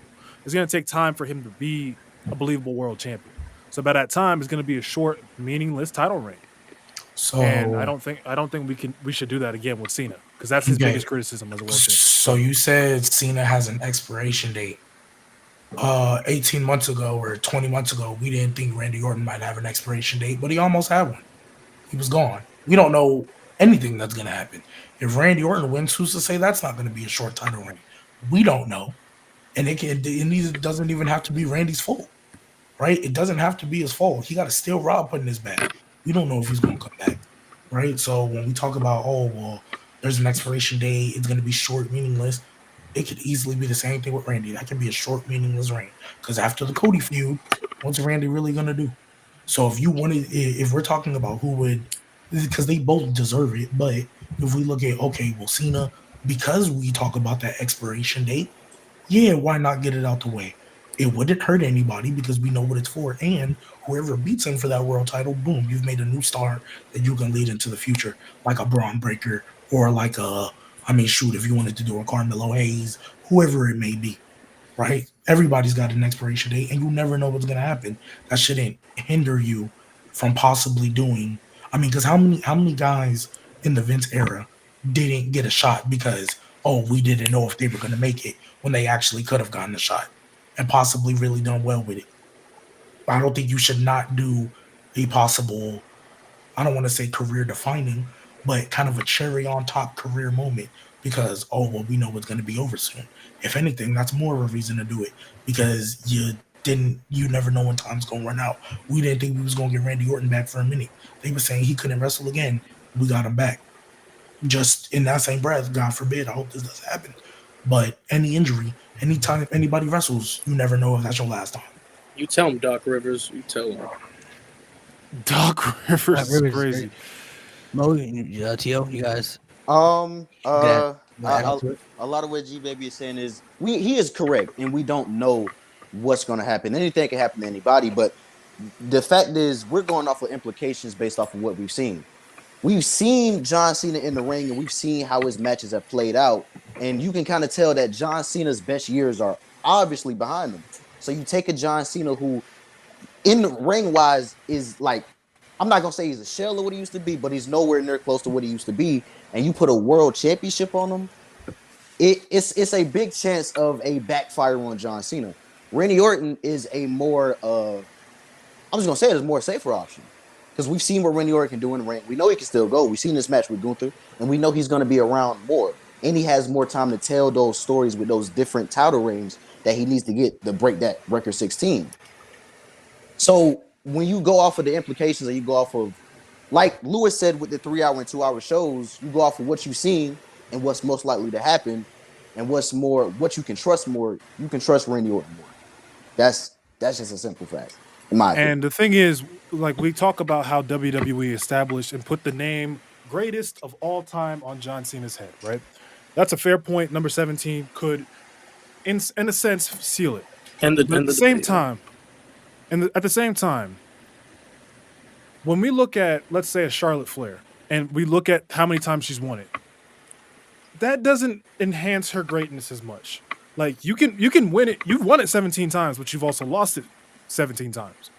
It's not going to make Cena's legacy any greater than it already is. Randy won it 14 and lost it 14. it don't sound that good. But what I'm saying is it doesn't make Cena's legacy any bigger than it already is because he's already the GOAT to most people. It's already established. So let me say this. Almost every single time John Cena has lost a world title, that person gets elevated to the moon. Edge cashed in on him, elevated to the moon. Rob Van Dam cashed in on him, elevated to the moon. Go ahead. But no, he messed it up himself though. That wasn't the right. Yeah. Edge got elevated. Rob Van Dam got elevated. Now, here's my thing. Whenever Cena, and I'm not arguing that Cena's title reign has to be long, just saying that he has to win it. We've seen countless times what Cena can do with many championships when he loses it. Like, for example, the U.S. title, lost it to Seth Rollins, elevated Rollins. The WWE Championship beat AJ. And I don't know if that's a tax. I don't know if I tax it because, one, he won it in a classic world title match at the Royal Rumble. And then 2 weeks later, had a classic Elimination Chamber match while also elevating somebody at that time, which they should have treated better, by the way. So I wouldn't even look at it as a short reign. He gets taxed. Not every superstar is perfect. Not every superstar has perfect title reigns, perfect matches. Unfortunately, that's just gonna have to be a caveat that Cena has to swallow. That's a burden that he's gonna have to swallow. Like some of my world title reigns ain't good, but how well would it be if Cena wins, breaks number 17, and then now we go into every match that he's defending? Like, oh my God, what if this person is the one to end Cena's 17th reign? What if this person is the one to end Cena's 17th reign? So now you're going into every match unpredictable because, like you guys said, Cena has an expiration date. That motherfucker could hold it for a week. He could hold it for 4 months. He could hold it until his expiration date. We don't know. That's the beauty of Cena being champion at the 17th time. That's the beauty of it, because you don't know who's going to be elevated. You don't know what match he's going to lose. You don't know what's going to happen. So it gives that the unpredictability factor that fans have been wanting for so long, and it gives them that for the next 7 months or whatever that Cena is here full time. The unpredictability factor of who's going to beat John Cena. So now we do all these podcasts of who's going to beat Cena for a 17th title reign. You guys make your little TikTok videos and your YouTube videos, and you guys, go on Twitter deciphering who is going to be elevated, because Cena winning number 17 is huge, but who beats him for that number 17 is even huger. Go ahead, Malik. Nuh-uh. You got one more point you want to say? Okay, I thought you said something. Duh. Y'all had some good points. Y'all pretty much said all the stuff that I feel like y'all need to say about Cena. So that was good. I'm glad y'all was thinking in that same boat. The time frame, kind of washed up. The credibility stuff. They brought up some good rebuttals about Lewis saying, people really aren't gonna care at the end of the day because it's Cena. So like, I hate that, by the way. And I don't like it either. I don't like it either. But it's really true. At the end of the day, people really won't care. There's people who really want him to beat Gunther at WrestleMania. I see it all over social media. I see it all over social media all the time. So, and then G also brought up some really good points about, Cena has an expiration date, but anybody can have a really expiration date on any. You never know what can happen. Orton can win the championship, he can get injured. Next man has to give it up. You know what I'm saying? So yep. And you just never really know with that factor there. You guys really brought up some really good, compelling arguments that I really really liked. If I had to give the edge, though, I think Team Cena, man, they had a little bit of some sauce that they added there, just based off of. I said nuh-uh. Just based off of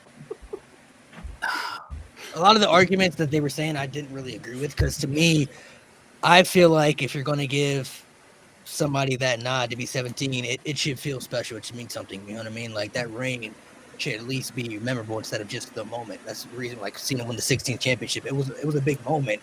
But they really, if they wanted to, they could have stretched that out to Mania if they had really wanted to. You know what I mean? They should have. They should have wanted to stretch that out, because nobody had tied Ric Flair's record. That was a historic moment. So, that's big.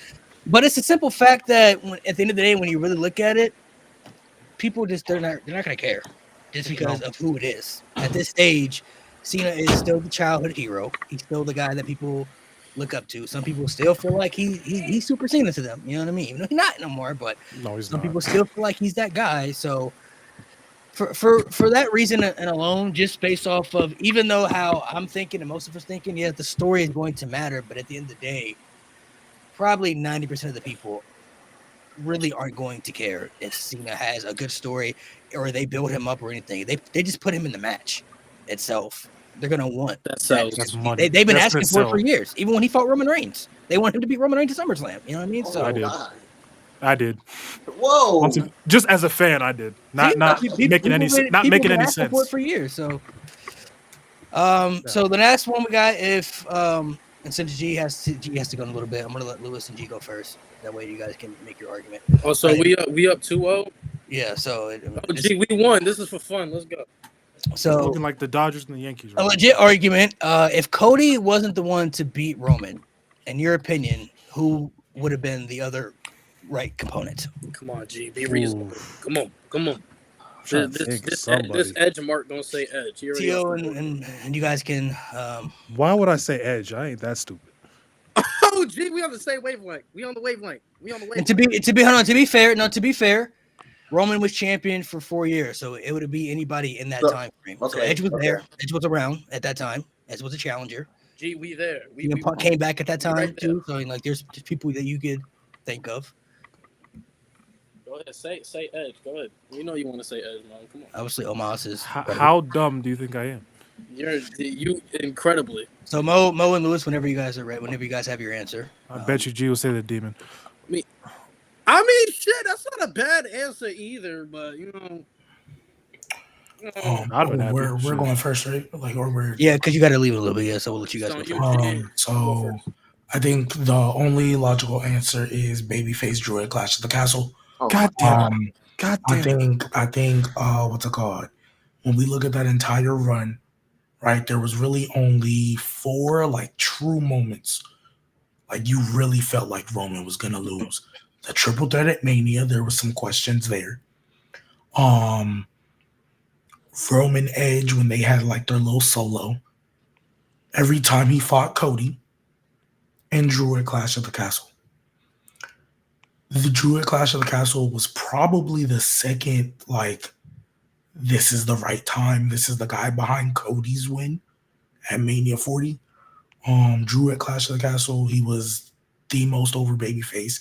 It had not been too long after Triple H took over, so there was a new kind of excitement in the WWE at the time. He had just came off, like they had just started saying professional wrestling on TV and the whole nine, and Drew was over like nobody's belief. I don't know if this was the first one, but it was definitely one of the first bigger overseas pay-per-views out of their like streak of pay-per-views where like we knew the crowd was going to be something crazy.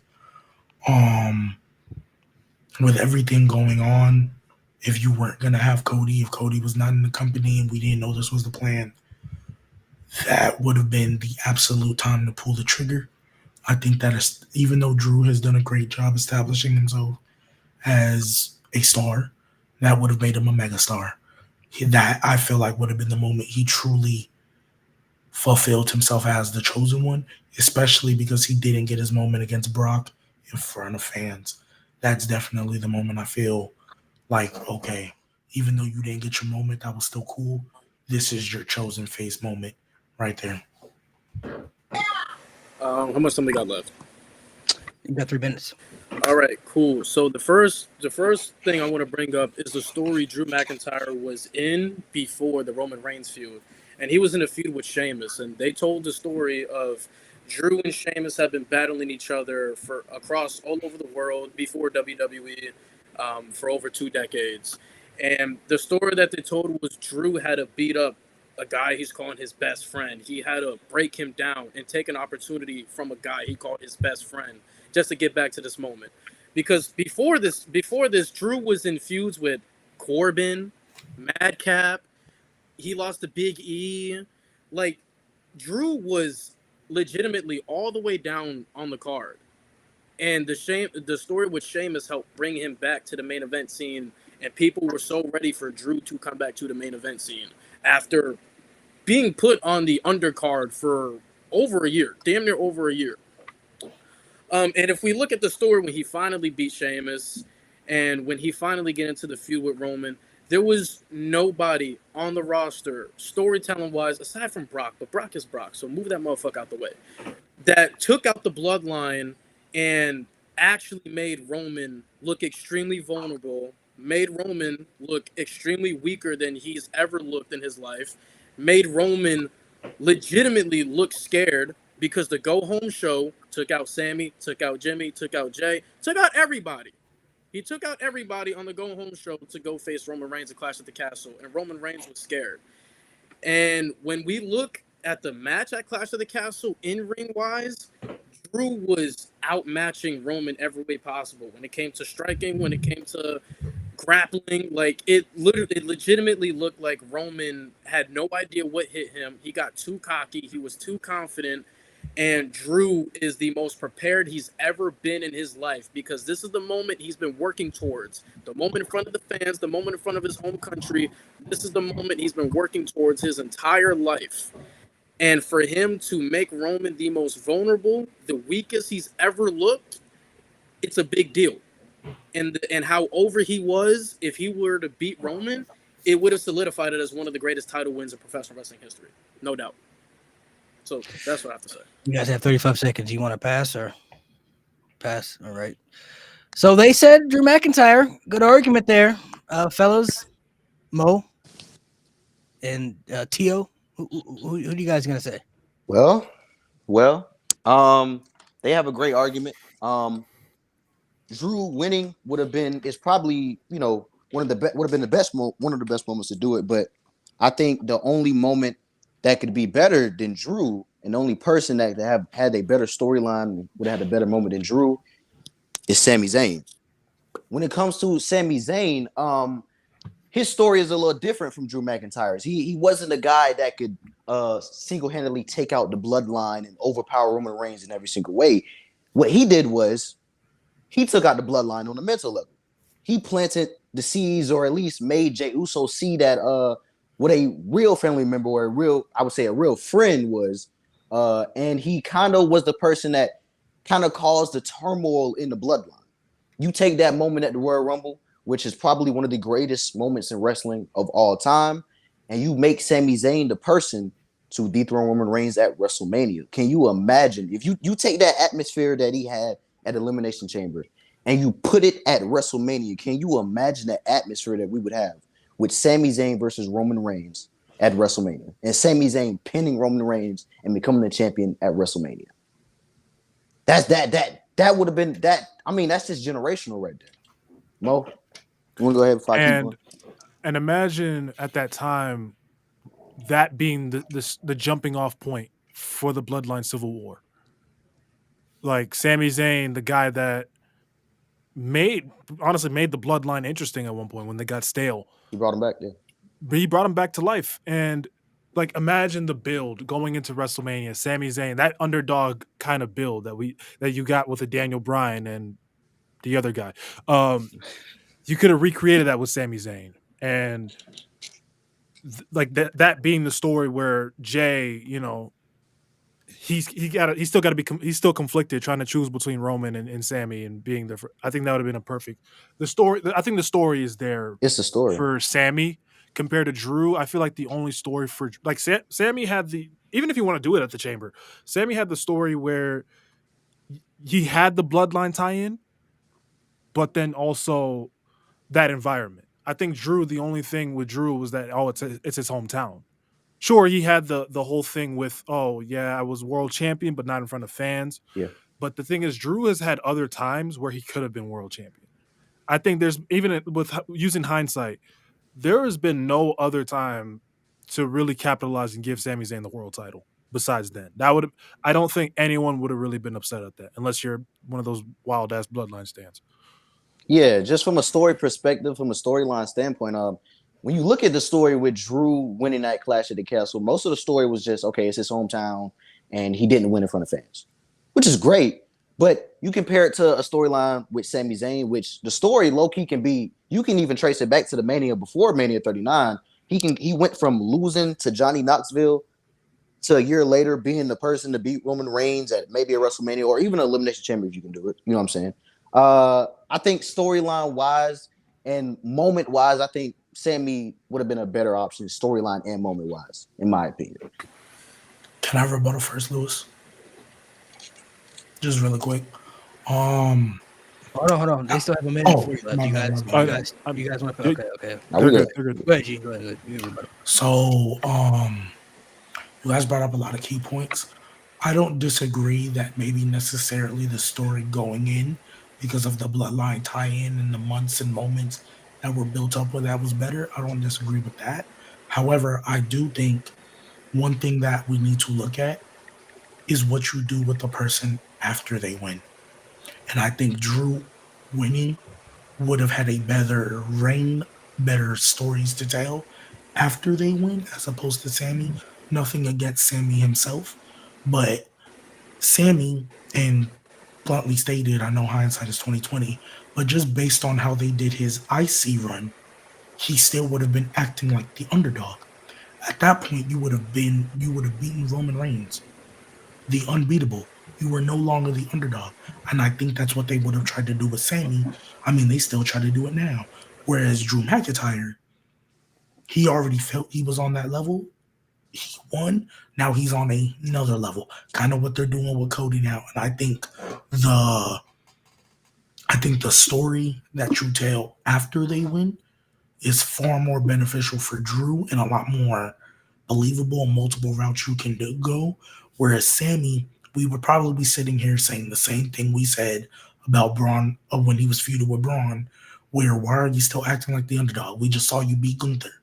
I don't need to see you as the underdog. Same thing there. I think Drew McIntyre has the better story afterwards, and I think that is just as important as the story going in, because Sammy would have been a great moment, but I don't know if it would have translated as good as we think it is. I don't know if Sammy rises to that superstar, like true superstar status, whereas I think Drew was like stamped in that superstar status. Go ahead, Tim. Lewis, you got any? I'll go ahead. We'll go tit for tat. That's a great. I think that's a great point. I think, like he said, that hinges off of. It's a very hindsight point, which is fair. But the truth is, we don't know how they would have booked Sammy as a world champion. Like, I think one of the reasons he still goes on this underdog thing, or at least still acts like that, is because he hasn't won the big one yet. A Sammy who's won the big one has different stories to tell about why he doesn't want to lose it. You know what I'm saying?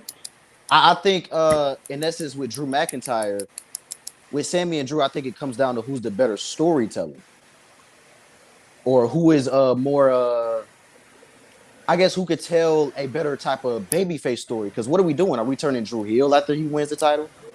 I don't think you do that. We'd have babyface Drew. So what's better, a babyface Drew at the top or a babyface Sammy at the top? It depends how you look at it, but one person has a lot more sympathy and one person is a lot more better at it being a babyface than the other, in my opinion. Go ahead, Lewis, because I got a big point. I think also, I'm not disagreeing with you guys either. I think Sami Zayn winning would have been a big moment. I don't know about a bigger moment. I mean, Drew was literally a fucking castle, and it felt like WrestleMania, so I don't know about bigger. But I think we need to look at where Sami Zayn was in his career at this point in the story. When the story started with the Bloodline, he was a jobber. And when he was still with the Bloodline, I compare him as Chat. Don't go overboard when I say it. Just, to me, it was kind of like Sammy Guevara's role in the Inner Circle. He was the bump guy. He was the guy taking all the major hits. When somebody was going to get hit, he pushes them out the way. Don't get me wrong, way more entertaining than Sammy Guevara, so Chat, relax on that. But that's the role I saw of Sammy. So yes, the storytelling was great, but I think we need to understand, even with him telling this perfection of a storyline, he was barely an undercard mid-carder. He was a jobber. He was a loser. Even when he joined the Bloodline, he was taking the falls every single week.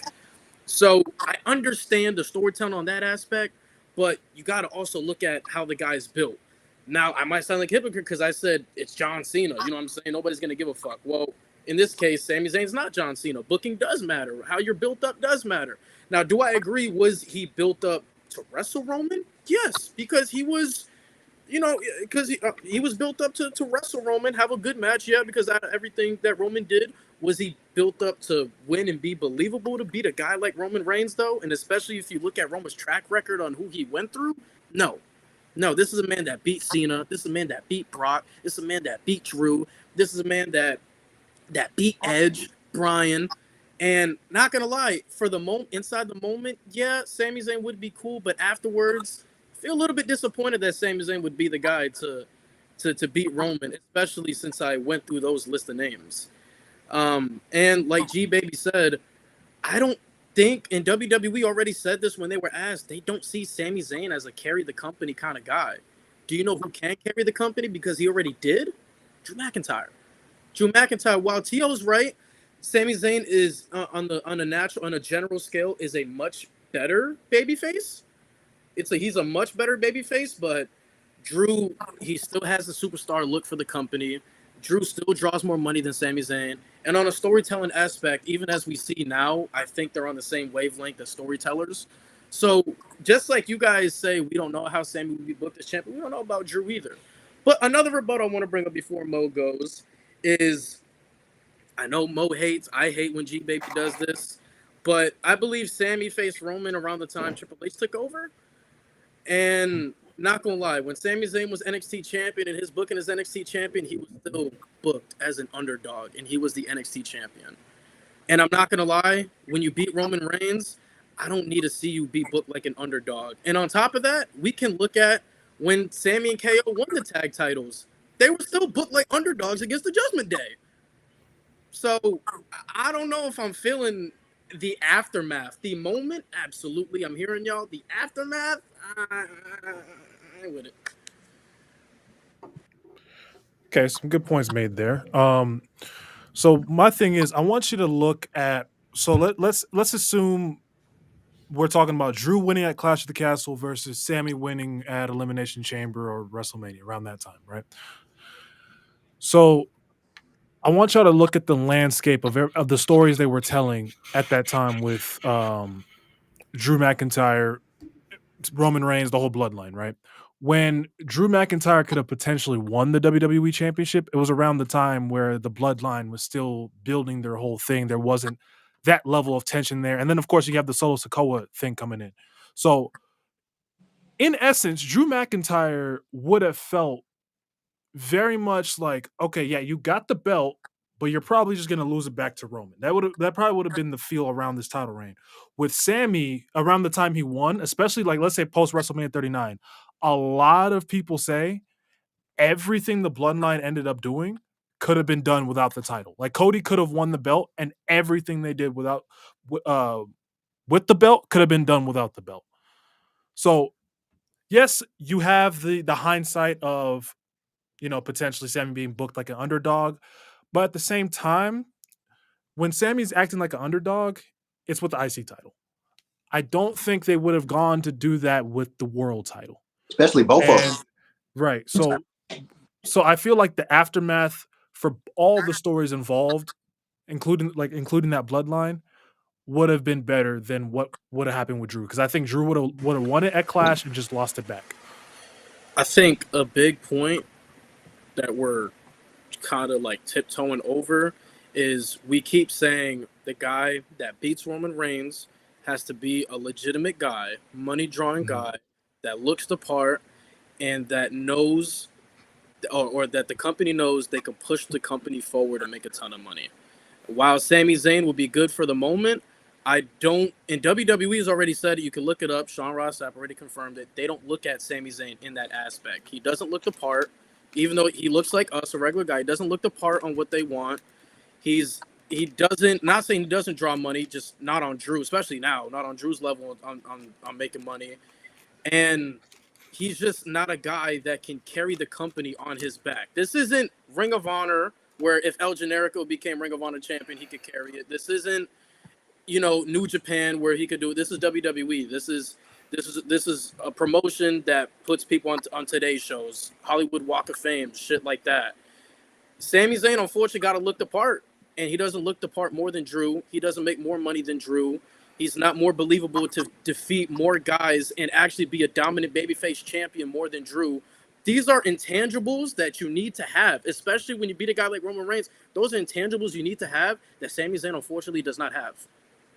Even when he was Intercontinental champion, we saw Braun Breaker as as the main guy. Sami Zayn was an underdog to a fucking rookie. He was an underdog to Chad Gable. Like, these are intangibles that we need to see.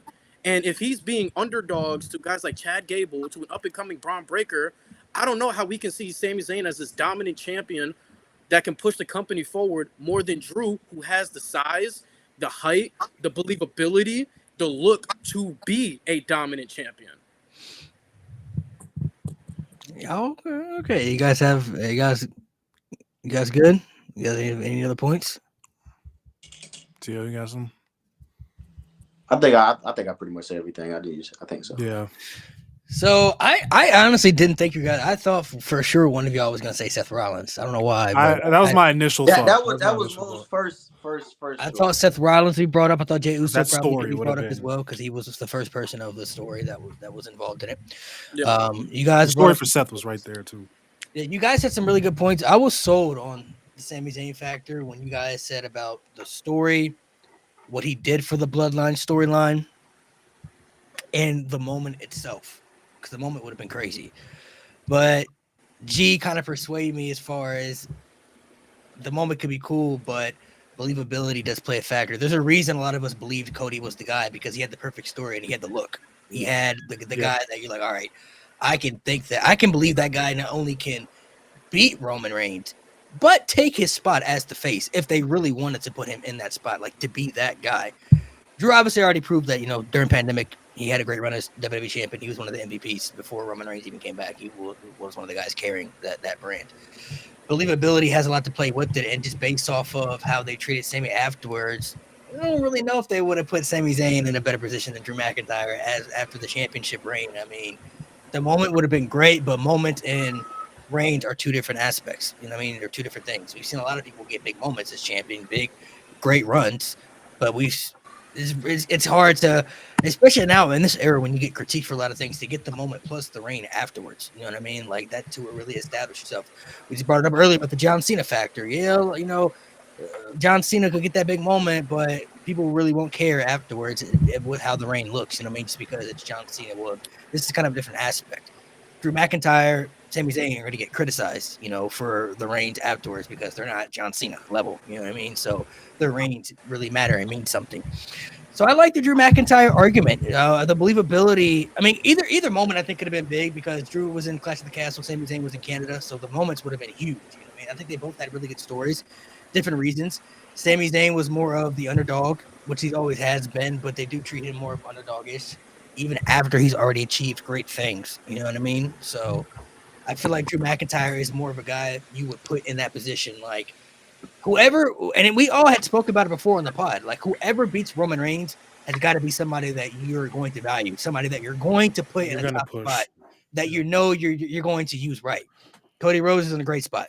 He's been in a great spot all year. Some people may not like Cody's brand or whatever, but he's been in a great spot all year. Cody Rhodes is one of their top stars. So Sami Zayn, I don't know if they would put him in that place. Certain people I think we know as wrestling fans, like we said, WWE is a different beast, and I think we get certain feelings and certain vibes of certain wrestlers. Like we know their ceiling.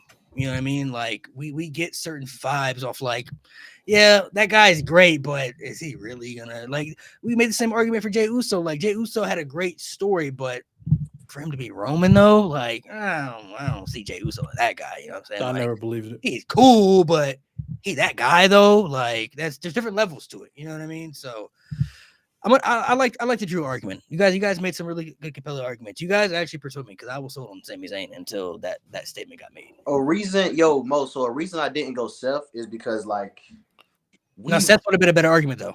That story because we've already seen Seth try to be the number one guy, and it hasn't boded well for him every single time. There's so much. That's true. Well, I think Seth has always been put as a not even if he's not number one, he's still like for sure a main event top guy, locked no matter what he does. Sammy. But I think the reason that Seth has never been. We talked about the number one guy is because WWE just didn't put him there though. If he beats Roman, I mean, Seth already has the believability. You know what I mean? So if he beats Roman, I don't see where else he could go besides that. Where else could he go? Like he can't go downwards.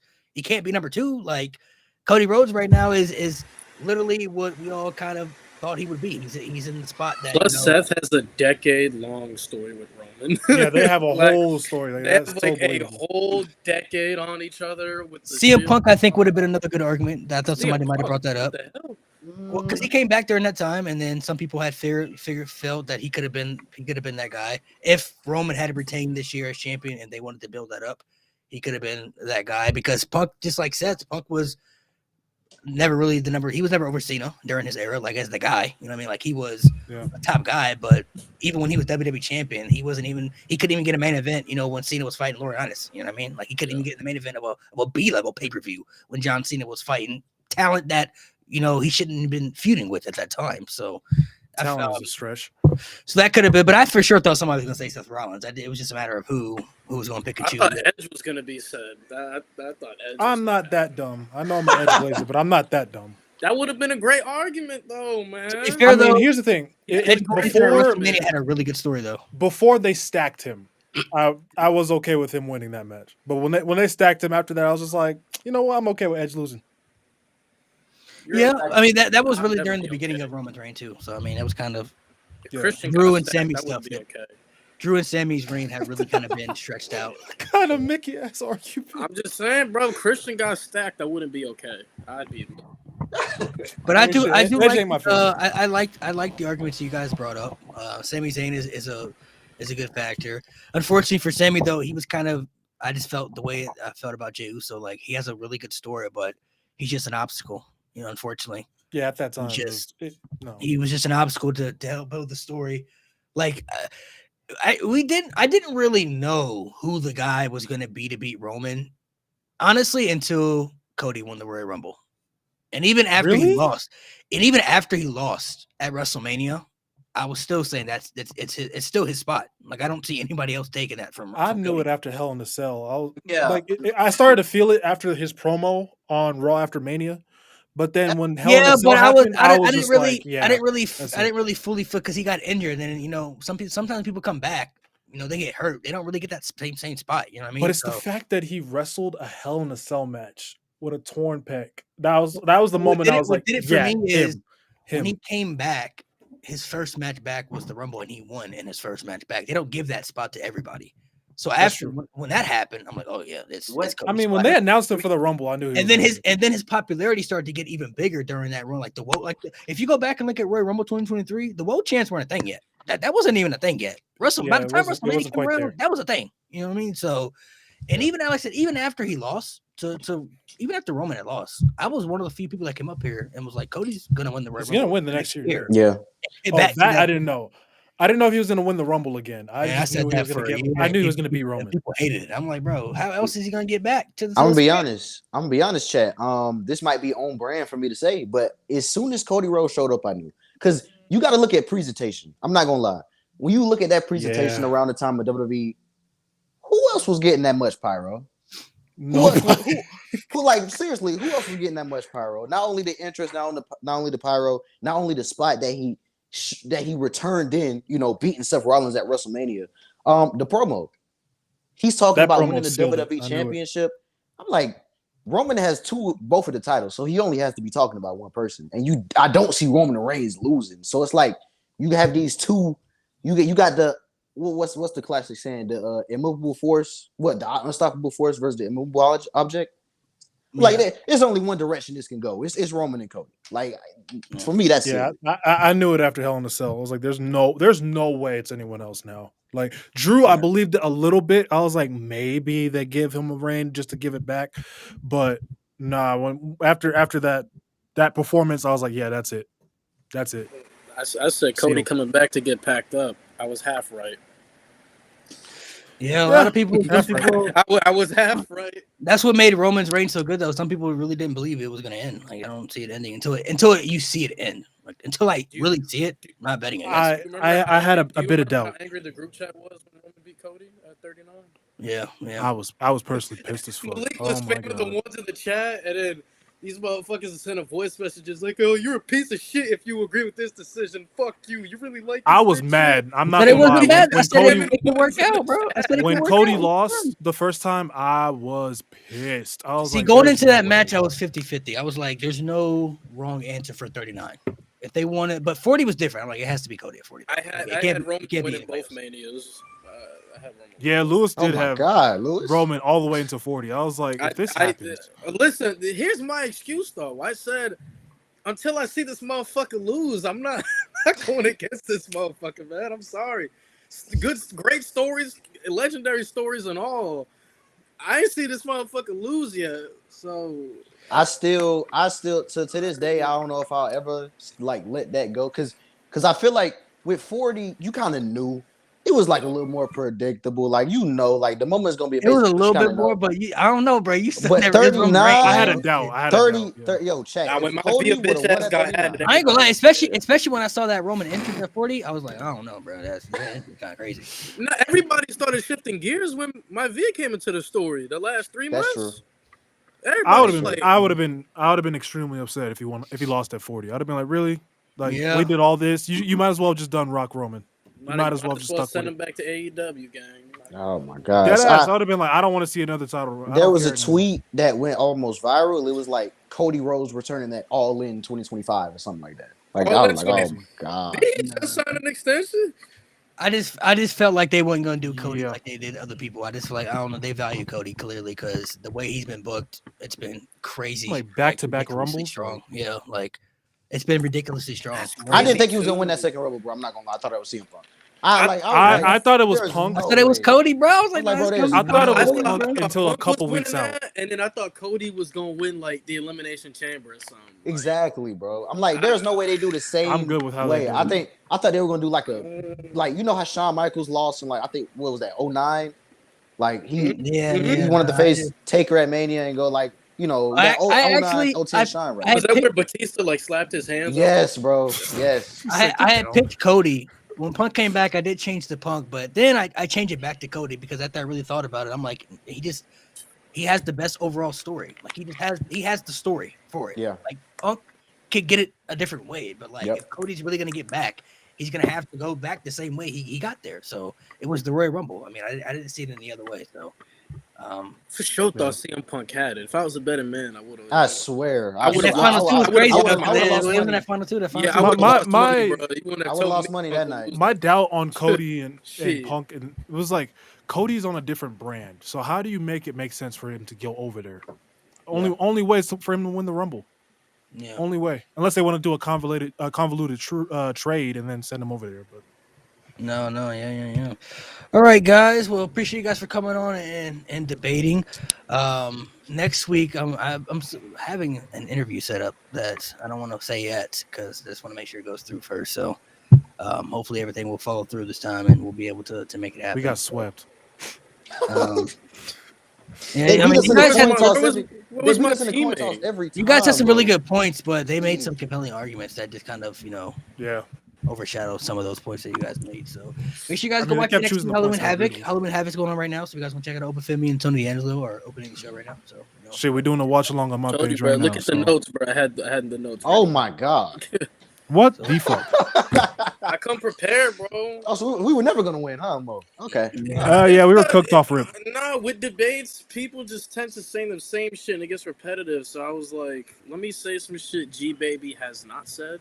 Am I famous? Gotta study. All right, fellas, it's been a pleasure.